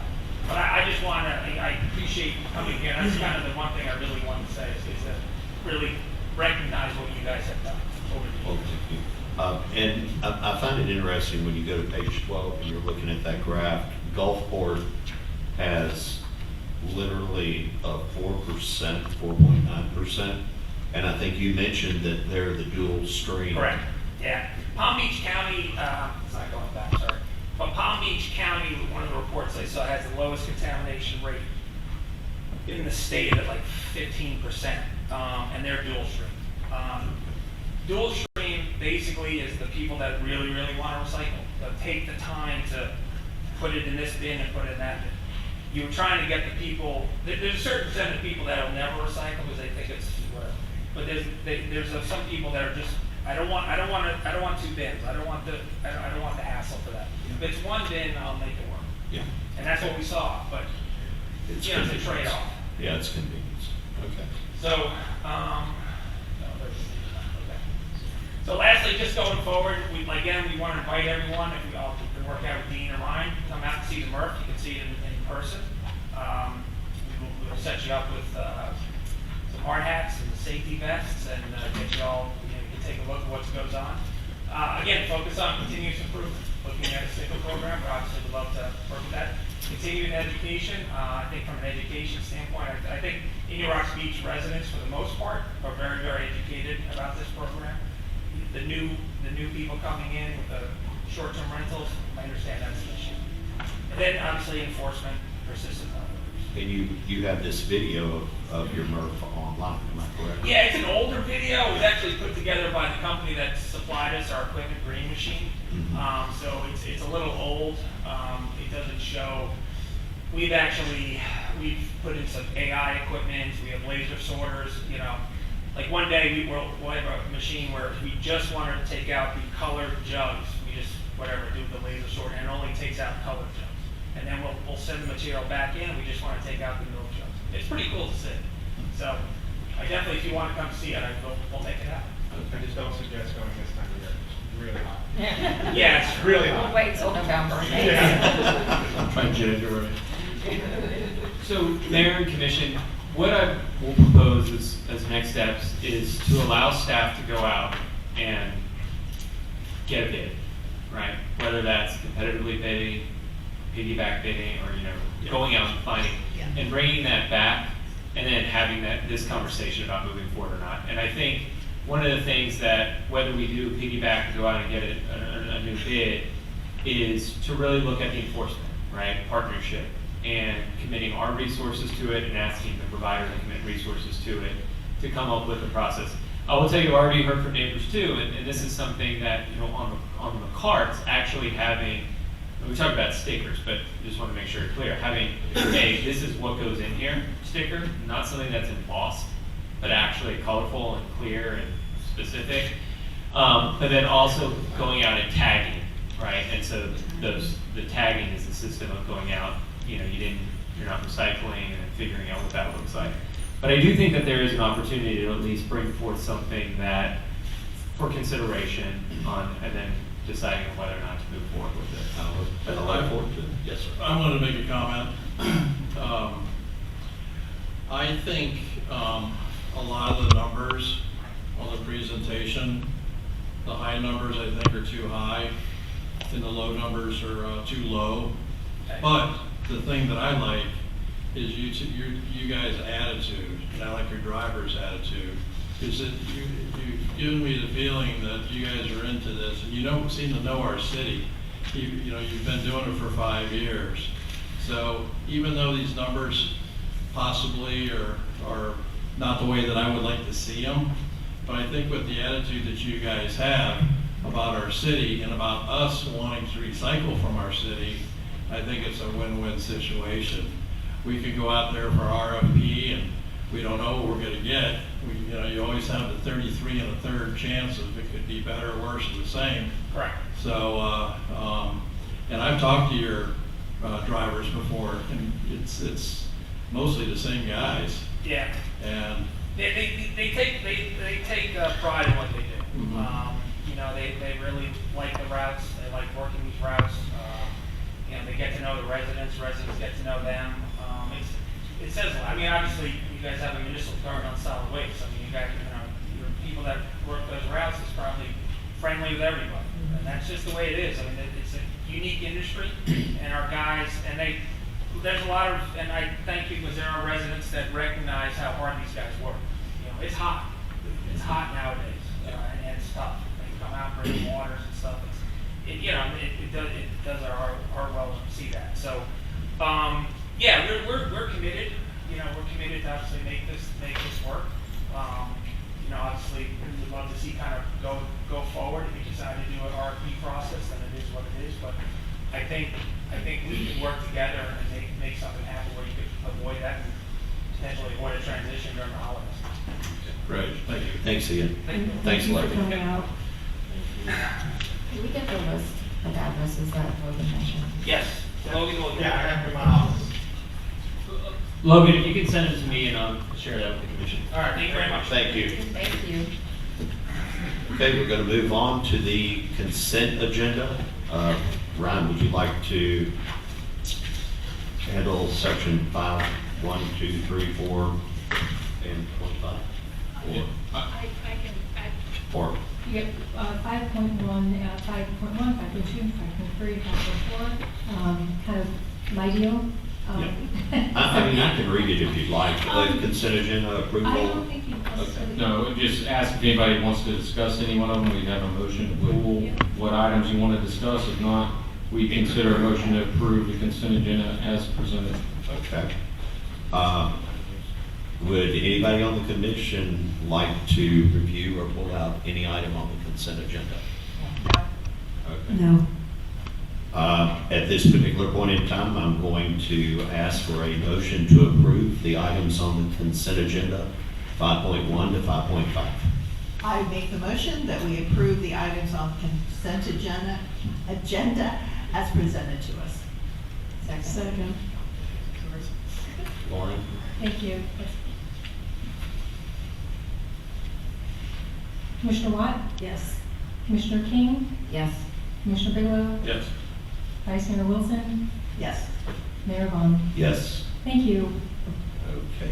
And at this particular point in time, we're going to move to public hearings, 6.1, variance request, BOA case number 2026-03 for 960 Gulf Boulevard, number 5. I'm going to hand it over to Matt. Thank you, Mayor. Just to remind everybody, this is a quasi judicial hearing, unlike a legislative hearing. Commission's acting as in its adjudicatory capacity. Your decision must be based solely on competent, substantial evidence presented in the record tonight and must be measured against the criteria established in the Code of Ordinances, which are reiterated in the agenda item packet. Each member of the commission should evaluate the evidence impartially and refrain from considering any information outside of the record. Before we get any testimony, each member of the commission is asked to disclose any ex parte communications that they may have had with the applicant. And I ask that all those intending to testify, please approach the podium, raise your right hand, and repeat the oath. Is there anybody that's... Whoever's going to speak on this item during the hearing. If whoever's going to speak on this item, please stand up and raise your right hand. And Matt? Do you swear or affirm that testimony you're going to give this evening is the truth, the whole truth, and nothing but the truth? All right. I will hand it over to our planning director, Ms. Haley. Okay, this is BOA case number 2026-03, 960 Gulf Boulevard, number 5. This is a variance request from section 110-131, sub 5, subpart F of the Code of Ordinances of 29.5 feet into the required 35-foot front yard setback, resulting in a total front yard setback of 5.5 feet, and 2.5 feet into the required 7.5-foot side yard setback, resulting in a total side yard setback of 5 feet on the south side, and 5 feet into the required 10-foot rear yard setback, resulting in a total rear yard setback of 5 feet, for property located at 960 Gulf Boulevard, number 5, in Winrock Beach, Florida, and legally described as a parcel of land lying and being in that portion of the south 75 feet of the north 750 feet of Government Lot 1, Section 12, Township 30, South, Range 14 East, that lies between Gulf Boulevard and the Gulf of Mexico, according to map or plat thereof, as recorded in Plat Book 2324, page 2235, Public Records of Pinellas County, Florida, parcel number 12-30-14-00000-120-0400. Now, this is a parcel at 960 Gulf Boulevard. This is the location. Here's Gulf Boulevard, and there's the Gulf, of the parcel that we're speaking of. It is presently, this is the existing survey for the property. It is, it's a non-conforming lot because it's smaller than a required lot size. But you can build a single, a house on a non-conforming lot as long as it meets the setbacks. This building is situated as shown on the lot here. According to our code, if you want to elevate the existing structure, you can elevate in the exact same footage and exact same footprint with setbacks. And you can elevate it to make it a FEMA compliant, structure. Now, this is a structure just showing the existing plan, showing the distances to the houses, in the surrounding area. This is the proposed site plan, showing, this is the seawall, this would be the front deck line, rear deck line south, and in between here, it's gonna go back. The access on these lots is really it's an easement. It's shown, you go down the center here, there's an easement through there, there's not, a real street there. Everybody has 7.5 on their side of the property. Okay, and this is the proposed elevation that he is proposing for the structure. It would just be 1 story elevated, parking underneath. This is the existing structure. Just different views of that structure.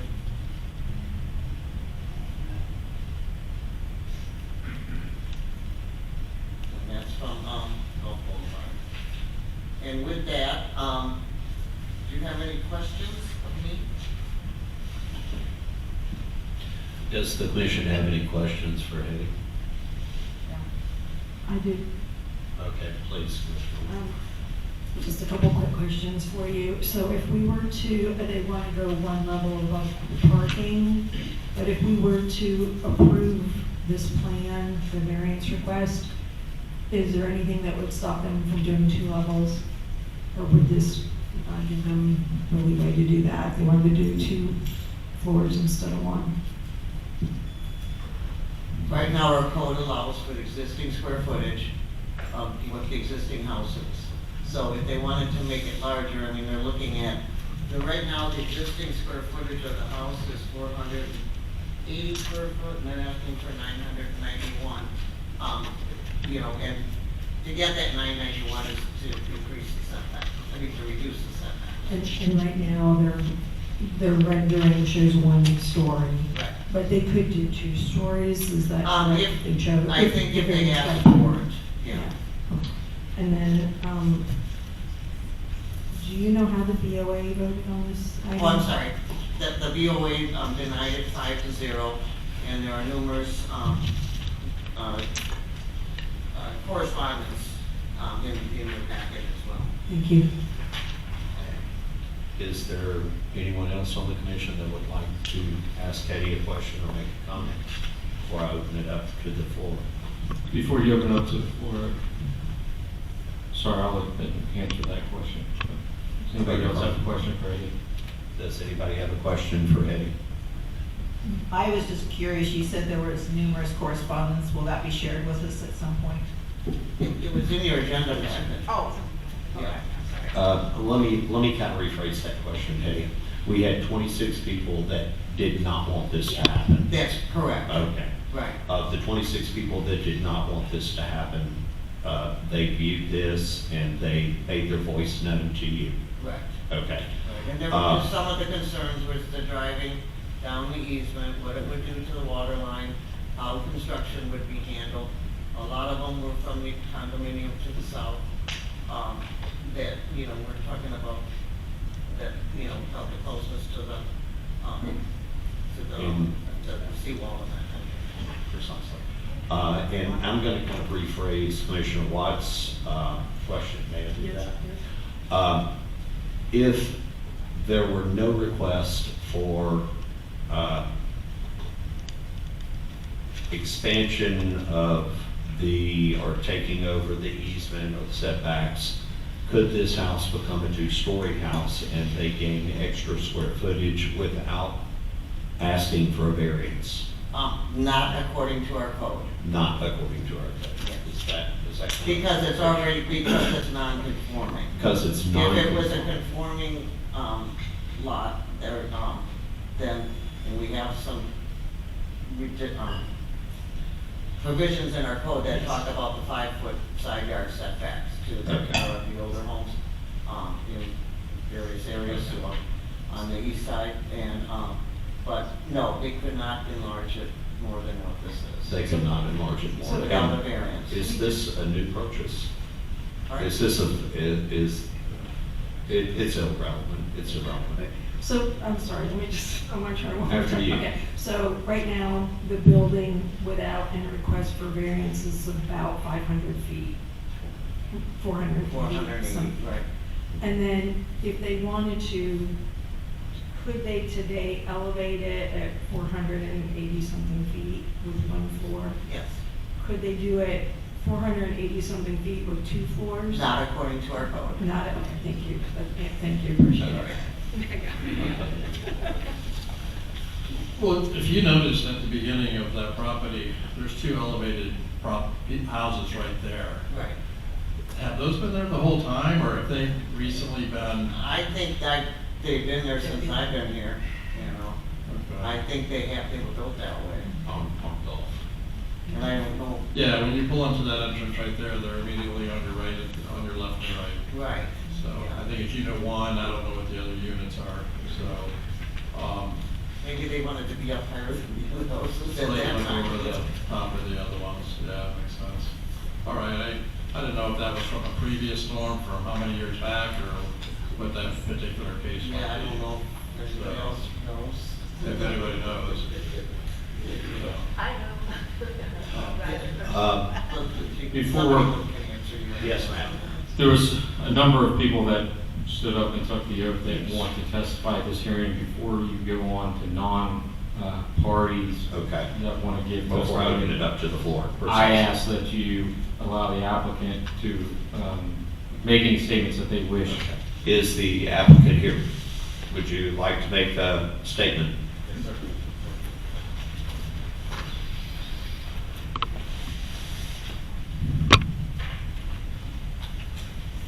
How are you doing? If you'll state your name. Giuseppe Morbido. Okay. So, I didn't get a whole lot of votes last time, so I almost didn't come this time around. But after sitting with this just for a little while and thinking about it, I kind of felt like I wasn't really prepared for a lot of the questions and the way this works. Okay. And so I wanted to try to maybe outline a better case and also a future case. Also, I think some of the opposition points had to do with things that maybe were a little bit more inflammatory or not exactly accurate, so I wanted to kind of correct the record there. Are you the owner of this property? Yes, sir.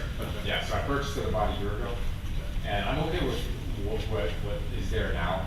And so for me, this is just a future play. Like I mentioned in the last meeting, I had a place at the Civic Palisades, and I got out before it burnt down, but I brought the same issue up there, which is if we all get wiped out, what happens next? And so my real issue here is that when we look at the code, the way it's applied, we have basically a double mismatch. The first of the zoning district is too large. CT was written for hotels, motels, and multifamily, to 60, 4 to 6 feet. It was never designed for community of small beach cottages. The mismatch number two is that the setbacks are too rigid. Setbacks were written decades ago for small cottages built directly on grade. FEMA now requires elevated homes, structural piers, stairs, parking underneath, and those two realities collide on this lot. This is a textbook definition of undue hardship, and that's also what I believe the city came to the conclusion of as well. The staff report basically said hardship exists, that was one of the pillars. Hardship is not self-created, that was the second pillar. And that this is the minimum variance necessary, that's the third pillar. So really, there was just one pillar that was voted against, and that was basically, it wasn't in harmony with the general intent. But note that most of the opposition was from the condo complex, and as you saw those pictures, if you compare, the size of the structure, that thing is massive, to kind of say that you can't go 900 square feet, and you have a 4-story condo complex next door, and it doesn't go with the intent, doesn't make a whole lot of sense on its face. The CT district allows, like I said, 4 condos, hotels, multifamily. Key point number 1 I want to make is that this is not a special privilege. If you look right next door, you'll see another house that will have variance approved for 1,030 square feet. So I'm only asking for 991. And so this has been approved before, there's precedent for it, and as you can see, it barely changes the look of the neighborhood there.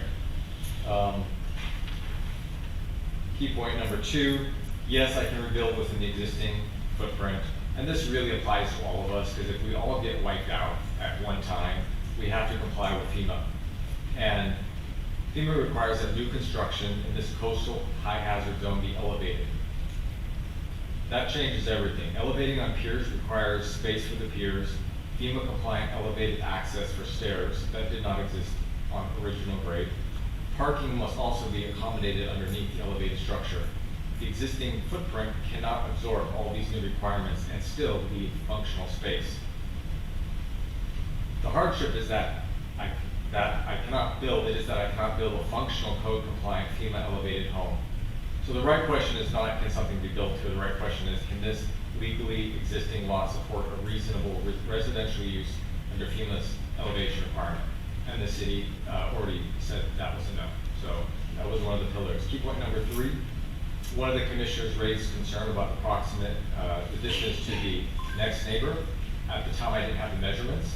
I went out and did the measurements at 6 feet to the line, and then the proposed property is 5 feet, which makes it 11 feet. There are millions of houses that have a 5 feet setback, a total of 10, and including Indian Rocks Beach, so it's completely normal, and especially at this size.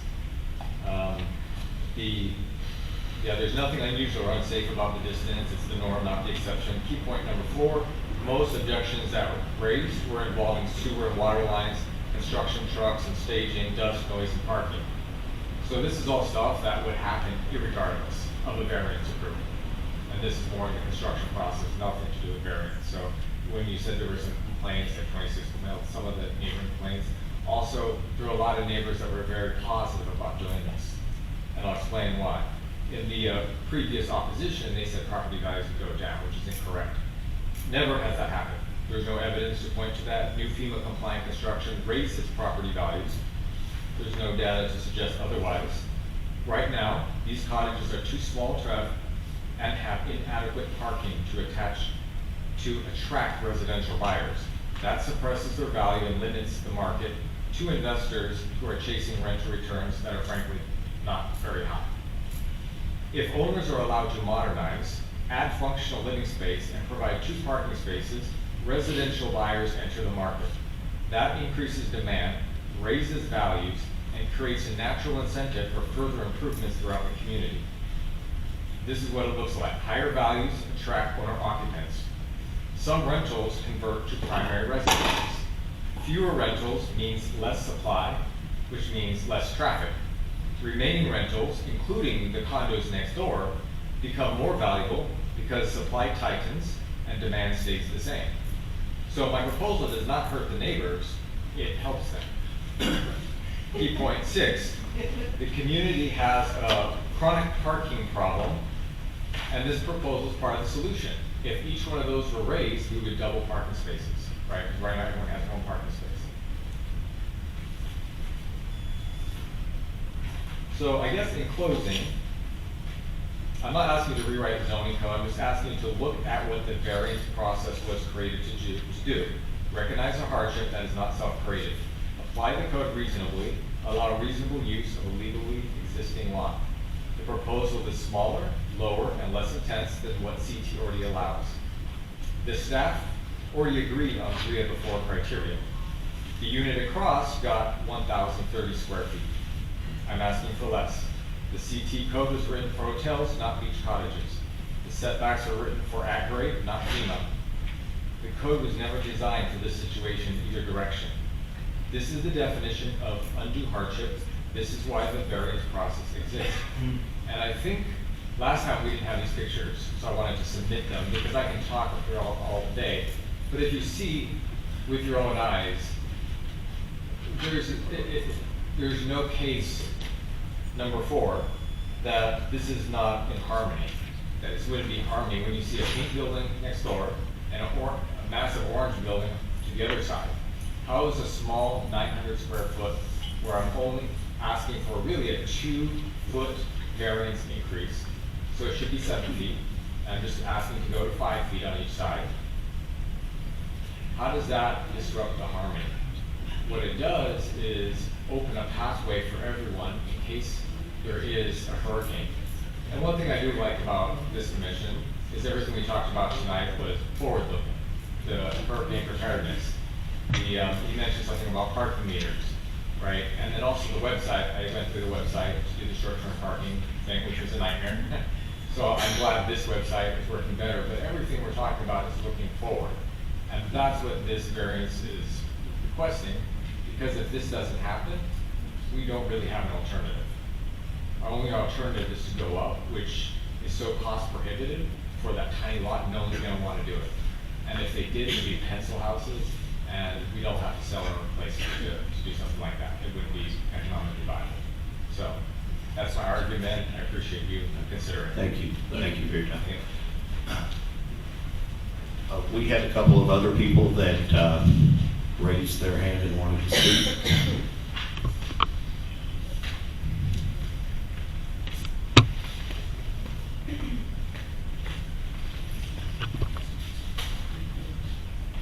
Okay, can you hear me? My name is Marion Smith. I moved to Erox in '77 in one of these cottages. I can answer some questions. Those two still houses on Gulf Boulevard were built in '76, '77. The cottage he's referring to across from him, number 10, sustained 49.9% damage in Hurricane Elena in '85. When that owner at that time rebuilt, it took a process of maybe 2 years because it kept being shut down for violations. But in the end, I don't know how it happened, but you can look at it and they are not the same as the other cottages. I did not know there was going to be the ceremony for Rose Marie.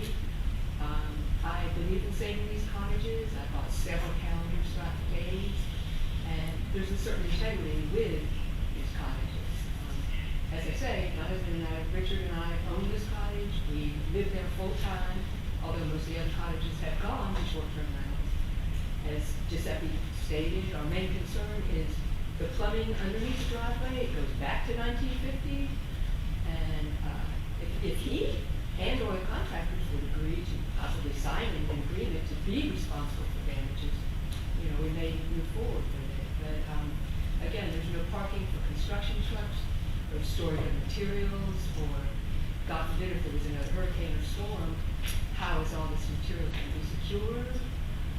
Possible damage to the seawall, meaning that it is right on the seawall. Again, I'm glad that you mentioned other people had responded, because at the prior meeting with the Board of Adjustment, there was no mention, and several people that I know, they live out of state, out of county, and they said, was there any mention? And I said, no. So, anyway, thank you for this.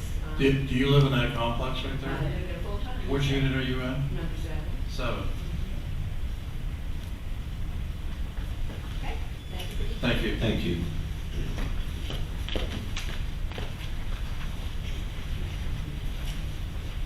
Good evening.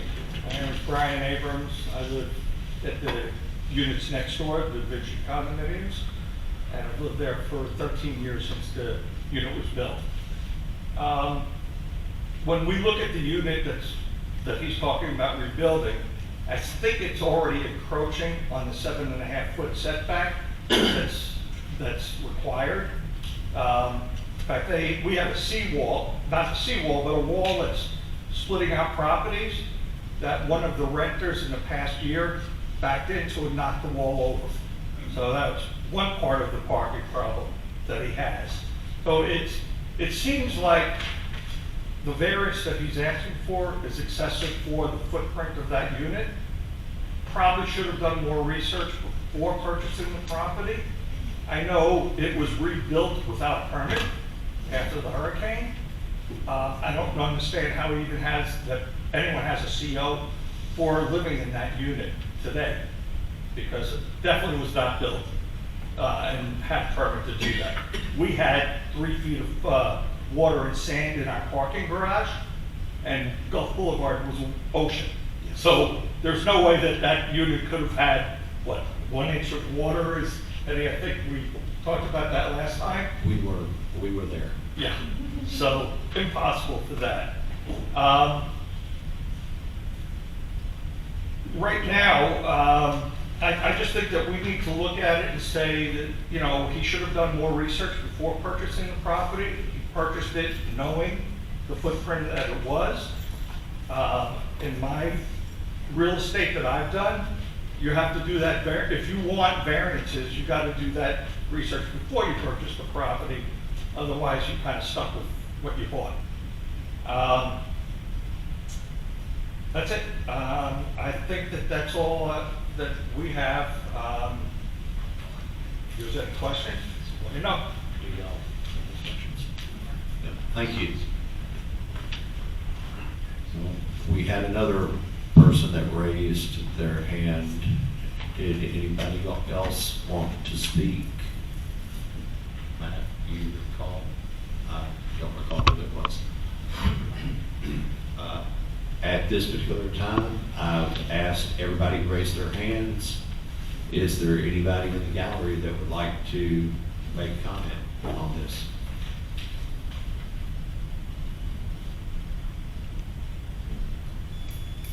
At this particular point in time, I'm going to open it back up to the commission for discussion or a motion.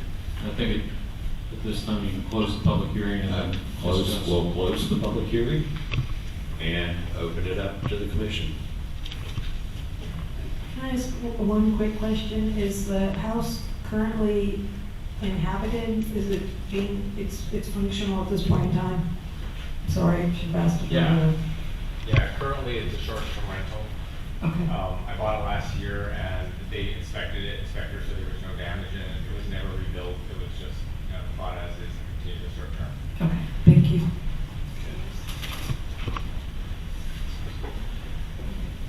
Anybody else? Hey, do you have anything? Okay, at this particular point in time, we'll look for a motion to approve or deny BOA case number 2026-03.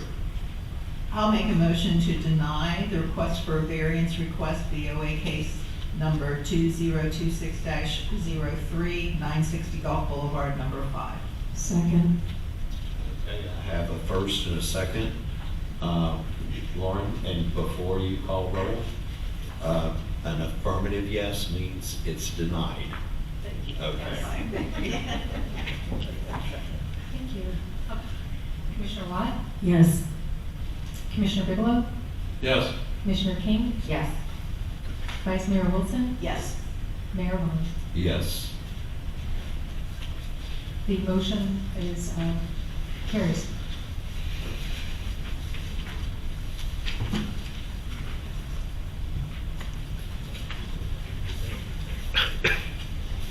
So the following action items, authorizing the city manager to contract services for Catalyst Communications.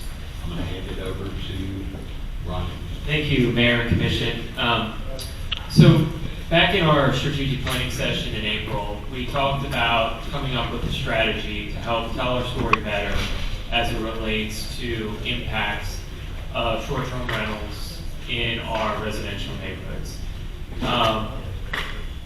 One of the tasks that came out of that was really to go find a communications company, a communications firm that not only has experience working in Florida and with the media markets, but also experience working for clients that have statewide interest, or working with clients that are looking at potentially changing the narrative as it relates to legislation or their interests, right? And so it's not a huge market, but we were able to identify a communications firm, and they're here tonight to present, that we believe would be a positive addition to this team in trying to go out and making impact as it relates to telling our story and the impact that short-term rentals have had in our residential neighborhoods. And so I want to turn it over to Catalyst. I want to be able to allow them the opportunity to speak about their experience, speak about the work that they've done statewide, but also then answer any questions that you have.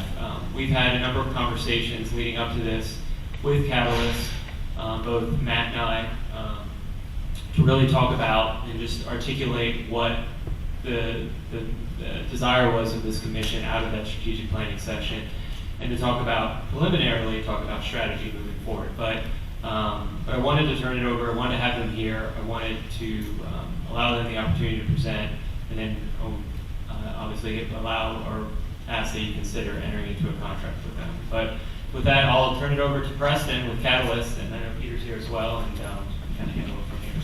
So. Also, welcome and thanks for being patient. Thank you. Two things. By the way, I was a reporter for 25 years. I am not lying when I say this has been the nicest community and city commission or council meeting I've ever been at. It really, you project a very positive feeling when you come here, and I really mean that. You guys look like lawyers, or not, that's what you The other thing I was thinking as I was sitting here is I wanted to open up mayor and members of the commission to ask for forgiveness, because I did wear a tie tonight. Ryan did warn me about don't wear a tie, but before I left, my wife said, out of respect for the city commission, you better wear a tie. And Ryan, I'm going to listen to my wife over you. So. The last guy that wore a tie there was in charge of the dump, so. I promise I will not come in a tie in future meetings. As Ryan mentioned, my name is Preston Ruby. I'm the founder and CEO of Catalyst Communications Group. I am here tonight with Peter Rogar. He is the Executive Vice President of Catalyst Communications Group. Real quickly, my background is, as I mentioned, I was a reporter for about 25 years. Then when David Jolly was elected to represent Pinellas County in the U.S. House of Representatives, I worked with David as his communications director going between here and Washington, D.C. for 3 years. When David left office, I then started Catalyst Communications Group. We are a media and public affairs firm. We're based in Tampa, but as Ryan had mentioned, we have clients that are not only here in the Tampa Bay area, but are state and national wide. So let me kind of walk you through kind of our firm a little bit, if I know how to operate this clicker. Let's see. Am I just pressing the arrow? Okay. Where am I directing this? Okay, there we go. I think. No.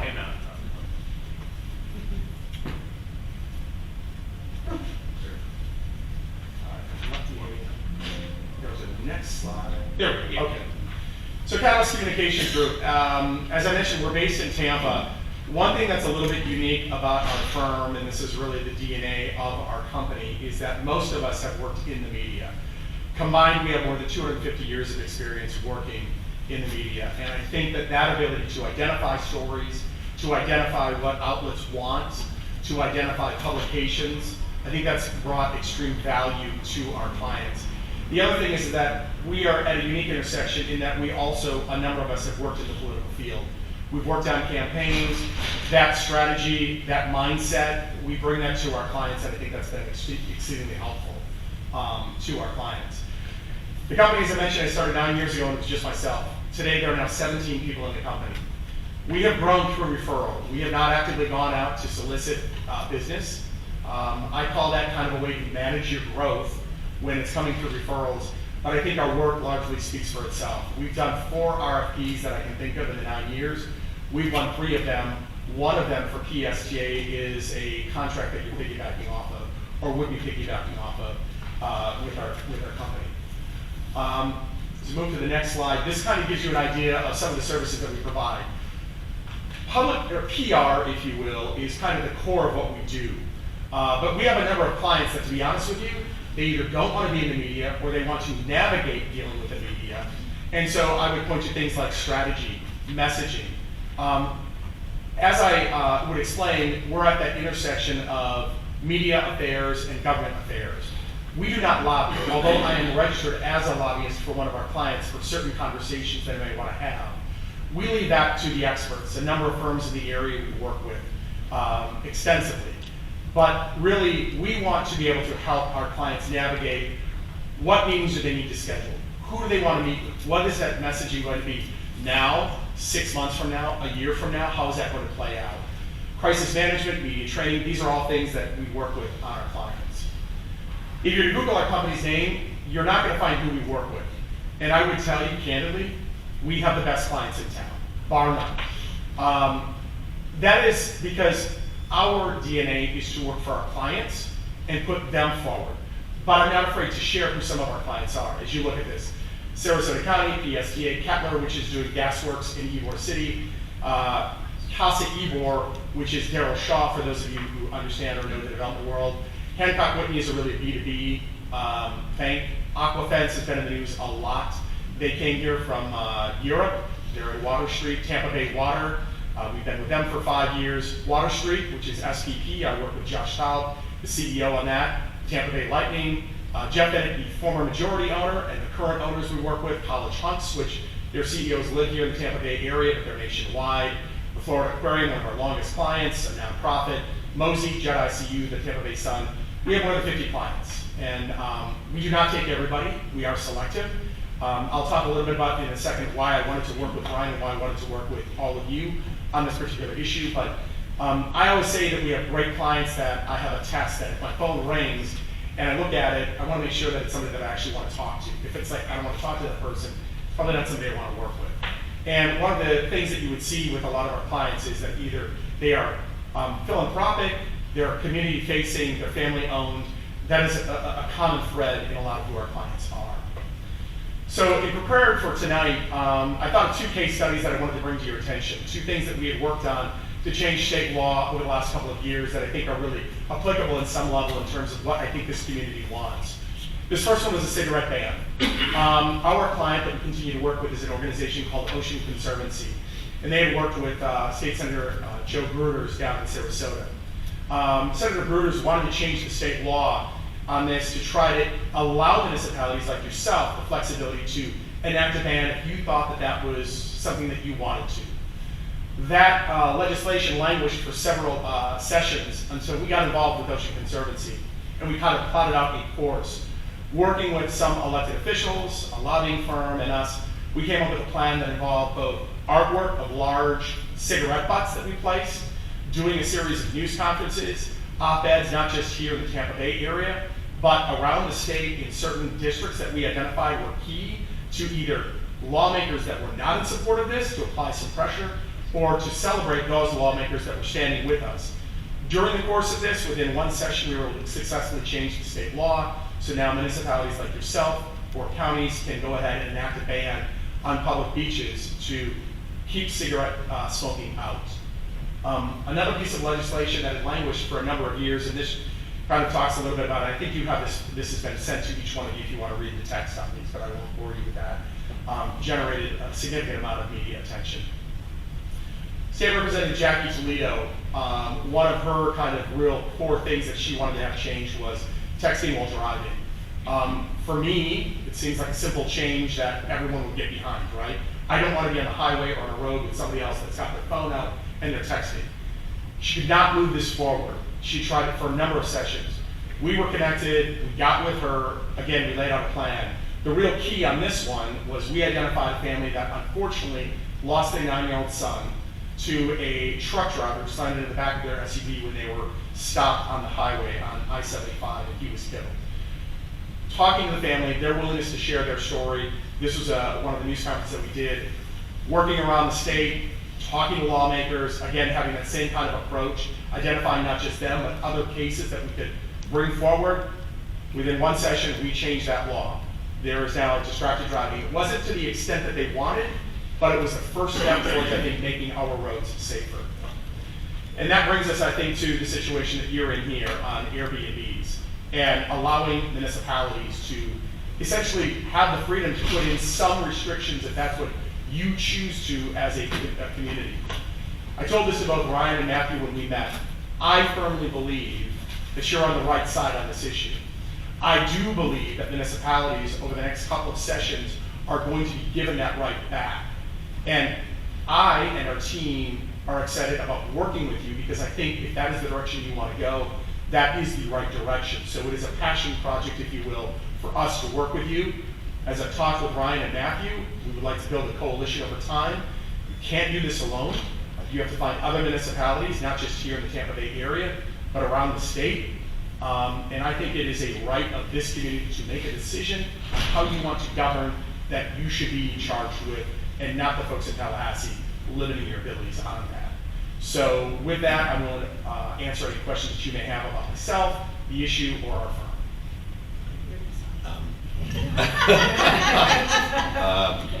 Would you please put that to the mic?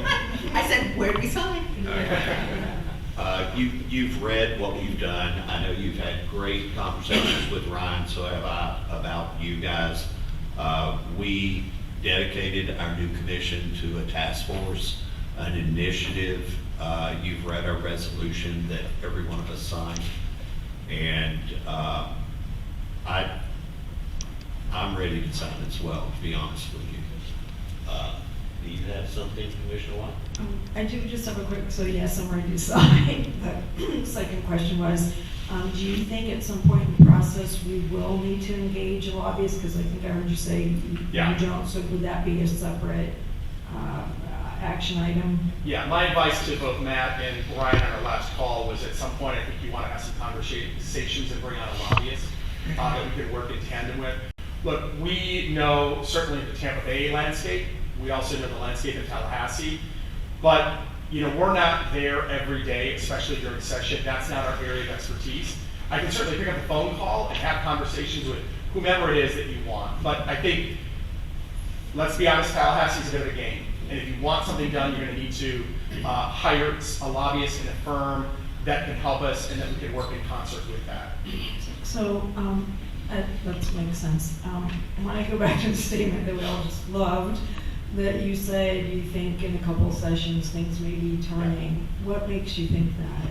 I mean, I hope you're right, but I'm just curious as to. So a couple of different things. And by the way, I just want to say, Commissioner Watt, that you're right. I don't think that in the next session, especially the landscape with the elections and everything like that, that's about to happen, that you're going to say, okay, great, we hired this firm, we're going to change. I think we want to bring attention to this issue. I think we want to begin to educate people why this is a concern, why this is tearing apart neighborhoods, why this is ripping at the fabric of communities like Indian Rocks Beach. I think it's building a coalition that can convince folks in Tallahassee that this is what is needed. Here's what I firmly believe, and I don't want to step on anybody's toes that may feel different in the audience on this issue. But I'll give you two examples, and I'm not going to name the person, but in our neighborhood where I live in Tampa, we had an individual, when he would move away, when he would leave the community, he would put his house up for Airbnb. I purchased my home in 2020 to live in a residential neighborhood. That's why I bought in that neighborhood. Now, the person who was doing it, it's a very close neighborhood. We're all friends. And I said to my friend, I said, listen, every time you go, you're bringing this group of people that I have a daughter. I don't know who you're bringing in this neighborhood. We've got 12 kids on both sides of the street total. It's a concern to me, and every neighbor in the block felt the same way. After about a year, he decided to no longer put his house on, up for a rental when he would go away. Because I think he recognized what he was doing to the neighborhood, the dangers of bringing in strangers, people parking where it was making it difficult for people to come in and out. But here's the other thing. I think along the first thing that I said, why do I think that you're on the right side, and why do I think there's going to be a change? I've heard some people discuss this issue. When you buy your home, you make a decision, do I want to live next to a condo tower? Do I want to live next to an area that's zoned mixed use or retail, whatever? That's part of the calculus. I'm not making part of that is that I'm making a decision, my right to live in that neighborhood that's all people in a residential, not rental neighborhood. And I think that people have lost sight of that. On the federal level, Matt has shared, if he has not shared with you, they're already re-examining this issue with what can be purchased and at what extent that they can be purchased. I think people are going to take a position of, I want to fight for my neighborhood, and this is what I want, and that's why I think this narrative is eventually going to change. I think, and I think a prime example of Homes Not Hotels did that as well. It was public opinion, and public opinion is going to win out. It may take a while. It takes a little longer over somebody's big purse. I've got to be careful what I say because I'm sitting here. But with that, I think that Matt and I have already had conversations about lobbyists. It's a three-pronged approach. It's us addressing the issue here with code. It's us going to the state, and it's us going to the state with lobbyists, and it's us getting the message out. And I firmly believe you guys can help us get the message out, very similar to the cases that you brought to us as well. And I love your passion, too. And I want to be clear, I do want to say, forgive me, Mayor, for jumping in and saying this. We talked a little bit about this. At some point during this conversation, as we move forward, I hope that there's not a bad situation. You know, certainly I think the Shearer family on distracted driving would give anything to have their son back, and that we don't even have to have that conversation. I think at some point, some neighborhood, some community, something may happen, and that may also be an impetus on making this change. But I think residents just want to know that when I buy a home in a residential neighborhood of families, that's what I'm buying my home into, and that's what I'm living in, is a neighborhood. And I think that's what this community is struggling with, and they're seeing a big change, and they don't want that. Are you working with other cities right now? No, but we certainly would like to. Again, we want to build a coalition of other communities that will work with us. It's the only way that we're going to get this done. And not just in the Tampa Bay area. I think we need to find other municipalities throughout the state. And whether that's through statewide groups that we can network through or what, I think those are conversations that we want to have, we ask you to be having, and your other leadership within the community to be having. And I just spent, like I informed you guys, I just spent the weekend at the Florida Council of Mayors. And I spoke to several mayors, and they have these same issues, and they're not as far ahead as we are. And you're finding, And you're finding more and more cities that are realizing this is an issue because Tallahassee has let it go rampant. And, you know, one of the guys from Florida, or Suncoast League of Cities over in Temple Terrace, he never realized 5 years ago that suddenly he was going to have such an issue that he does. So I think there's a lot ripe, and I've made a lot of networks, and I can give you some cities that are willing to jump on now. So I think that I love these ideas, is I think there's a focused energy effort that needs to be made on making those connections, because we have Florida League of Cities, we have Suncoast League of Cities, we have the Mayor's Council, we have the League of Counties, we have all these organizations that where people are aggregating. So I don't know how better than to, you know, kind of wave the flag within these. I mean, I think 4 of our commissioners are going to Florida League of Cities annual conference. It's next month. Yeah, August. Yeah. So there's a great opportunity. I know we're on recess this month for the Suncoast League of Cities, but there's opportunities, and I think that's the way that we're going to really move the needle. I was going to ask you the question on how do you view that strategy? How do you view yourself getting connected and driving some common discussion? What I would want to do is obviously expecting sunshine, but have an individual conversation with each of you about, like, hey, have you met with somebody? Have you talked to somebody? Give us contact, give it to Ryan, whatever, and let us reach out and begin those conversations to reach out to those individuals and say, hey, can you get involved in this? Can you join our coalition, if you will? It's going to take some time, but again, I think there were some unintended consequences by Tallahassee limiting your abilities to decide what you want to do in your community. And I think that there are a number of communities that don't realize what has actually gone on and happened in their communities. And like I say, I think this is going to change over the next couple of years. So you brought up something that is near and dear to my heart. You know, I bought a house in a single-family neighborhood because I wanted to live in a neighborhood. I wanted to know my neighbors. I wanted to have a pretty peaceful neighborhood. I mean, I can't certainly prescribe who lives next door to me, but I can have a reasonable conversation with a neighbor, and I can't have that with somebody staying in basically a hotel in my neighborhood. So I think that's an important fact that we need to continue to bring home to our legislators, to wherever we can. And I guess maybe more of a question for Matt. Why hasn't a group of property owners gotten together and sued the state for depriving us of our rights as property owners? I could probably. I mean, there's probably several reasons, but resources, getting everybody on board. I mean, also, I think the reason we want to bring on Catalyst is because the messaging is very important. You know, although I'm on Shoemaker's Warrior team, I'm also on their lobbyist team. I don't lobby necessarily, but I work with that side a lot, which I highly recommend, by the way. You recommend not lobbying? No. No, I recommend Shoemaker. He recommends lobbyists, yeah. Wasn't 100% clear. But Same Gulfport here, Bill. You know, not all of you know, some of you do. A partner at the State Center, a former partner at the State Center, my uncle's a state rep. I have these conversations and Sunday afternoon barbecues, and I pick up cues, and I think there's a real unknowing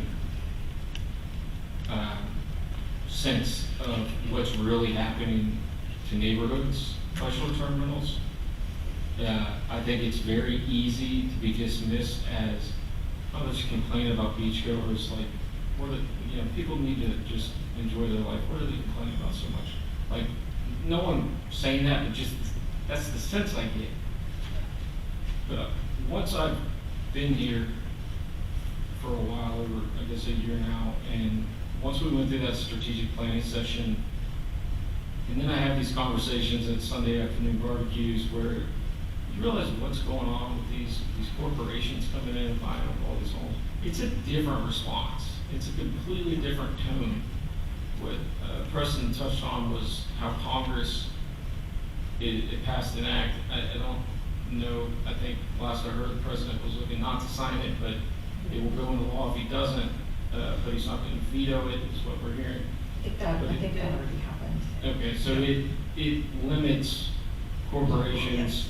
I mean, it's like Preston said, it's not probably ideal because it's such a large number, but it's a start. But that already has Tallahassee thinking differently on these things. So I think it's the messaging of how we say it. Yeah, and I how agree we with come that. I across think there's it. so much strength in the rights that we have as property owners in a single family zone, that I think that needs to be a strong part of the message. Switching that property rights argument. Right. Yeah, they Switching switch it it. in favor of the But original owners that bought in with an expectation that we would have the right to enjoy our property. Yeah, it goes beyond the disturbances. It goes beyond the strangers. I firmly believe it is part of the reason of affordable homes. Yes. And we're throwing everything else at affordable homes while investors are competing against families for the same home. And that's a challenge as well. There are so many different sound bites we can use and we can blend to accomplish this. Because DeSantis himself just signed a bill for affordable homes. Mm-hmm. Well, I'll tell you how you make them affordable. You make STRs illegal. We currently have a current candidate, I'm not going to mention his name, he just accepted $1 million from Airbnb for his campaign as a contribution. This is what we're fighting. This is why we need catalysts. This is why we need to build a coalition. And this is why we need to get the lobbyists. I think Preston's done a phenomenal job selling himself. I'll tell you, Ryan did his independent research, found Catalyst. For those of you that were on the commission when we first applied, we came with a big group of people. Some of those were our lobby team: Bob Buckhorn, Rick Kreisman, Ron Cristoli, who brought me on the Shoemaker originally. I called him and I said, who do we get for this? This is the issue we want to attack after coming out of the streets. He said, call President House. These are the people you need. They're the experts of this type of thing. And I think you could see that. So Ryan found them independently. Then my sources said, Ron Cristoli, who I look at as a mentor, said, these are the people you got to have. And that's why we're here. I would just add to your strategy, talking about building a coalition. So just building on that point, I can't tell you how many times I've heard people say, you live on the beach, what did you expect? Right? Like, we don't have the right to have a residential neighborhood on the beach community.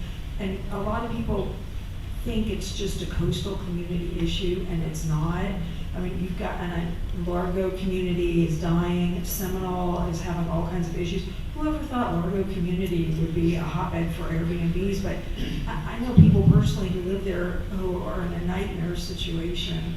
And so I think part of our strategy has to be building the inner core of the state of Florida, because they're fighting overdevelopment, turning all their agriculture into home development, so it's a whole nother overdevelopment issue. But somehow we have to say it's not just the coastal communities that are having this problem. I think that's going to be important to build in our coalition. I'm laughing because I feel like you were in my head, because I was thinking of Largo, and We don't win on this issue if it's just each community's on this. Right. We We're don't. gonna lose, right? They're gonna say exactly what you just said. But the more that as we work through this and we can show, look, you go inland in other communities, it is a real issue, we're gonna win on this. So we're gonna get back to business. I think we're all beating the same drum.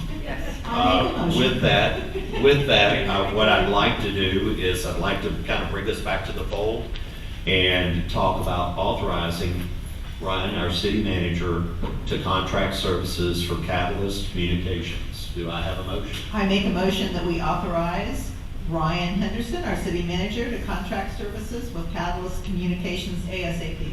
Do I Second. have a second? Second. Lauren, I'm going to ask you to call roll on this one.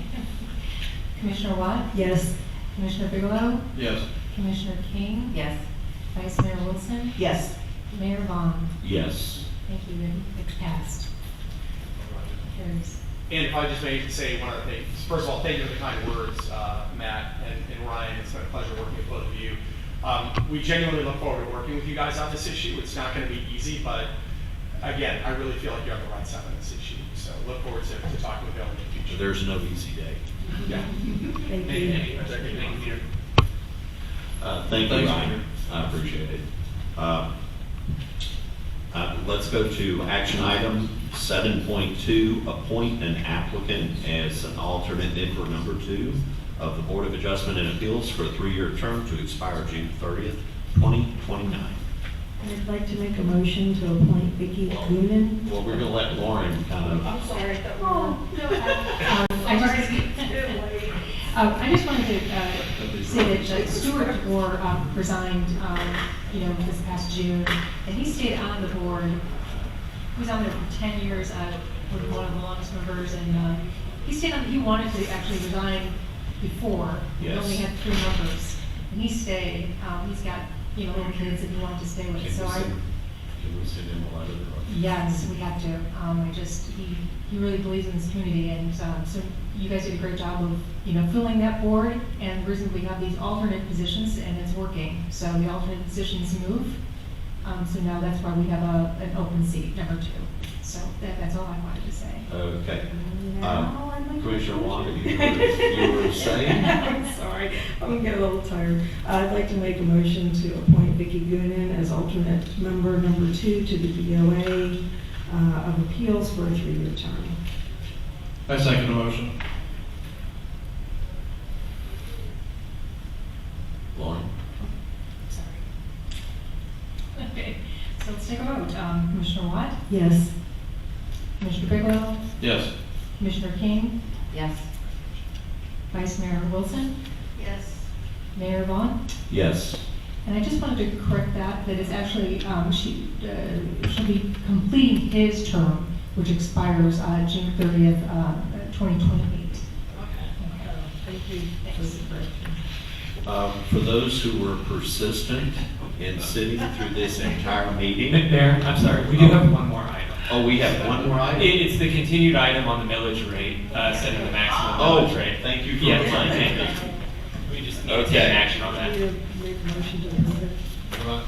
Just a second, I need to read the title. Yeah, please read the title. And just so you know, this is us holding the millage rate. We're not going to make it go higher. Just saying. Maybe lower, never higher.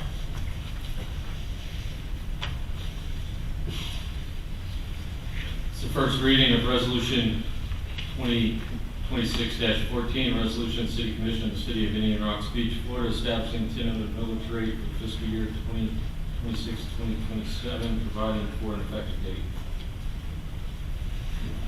Thank you, Matt. Can I ask for a motion? I'll make a motion that we hold our millage rate at its current rate for the fiscal year 2026, 2027. 1.7300 mils. 1.7300 mils. Second. Thank you. While discussion, I just want to add that the 1.73 mils exceeds the rollback rate of 1.6838 mils by 2.74%. Which is characterized by the percentage increase in property taxes. questions. Thank you. The rollback rate has to be read out Yes, sir. loud at the meeting by statute. That's why you're here. Thank you. Commissioner Watt, Yes. Commissioner Bigelow, Yes. Commissioner King, Yes. Vice Mayor Wilson, Yes. Mayor Vaughn, Yes. motion carries. I think everybody's outside. Okay. For those of you who sat through this, we now have neighbors' feedback. 1 minute, time.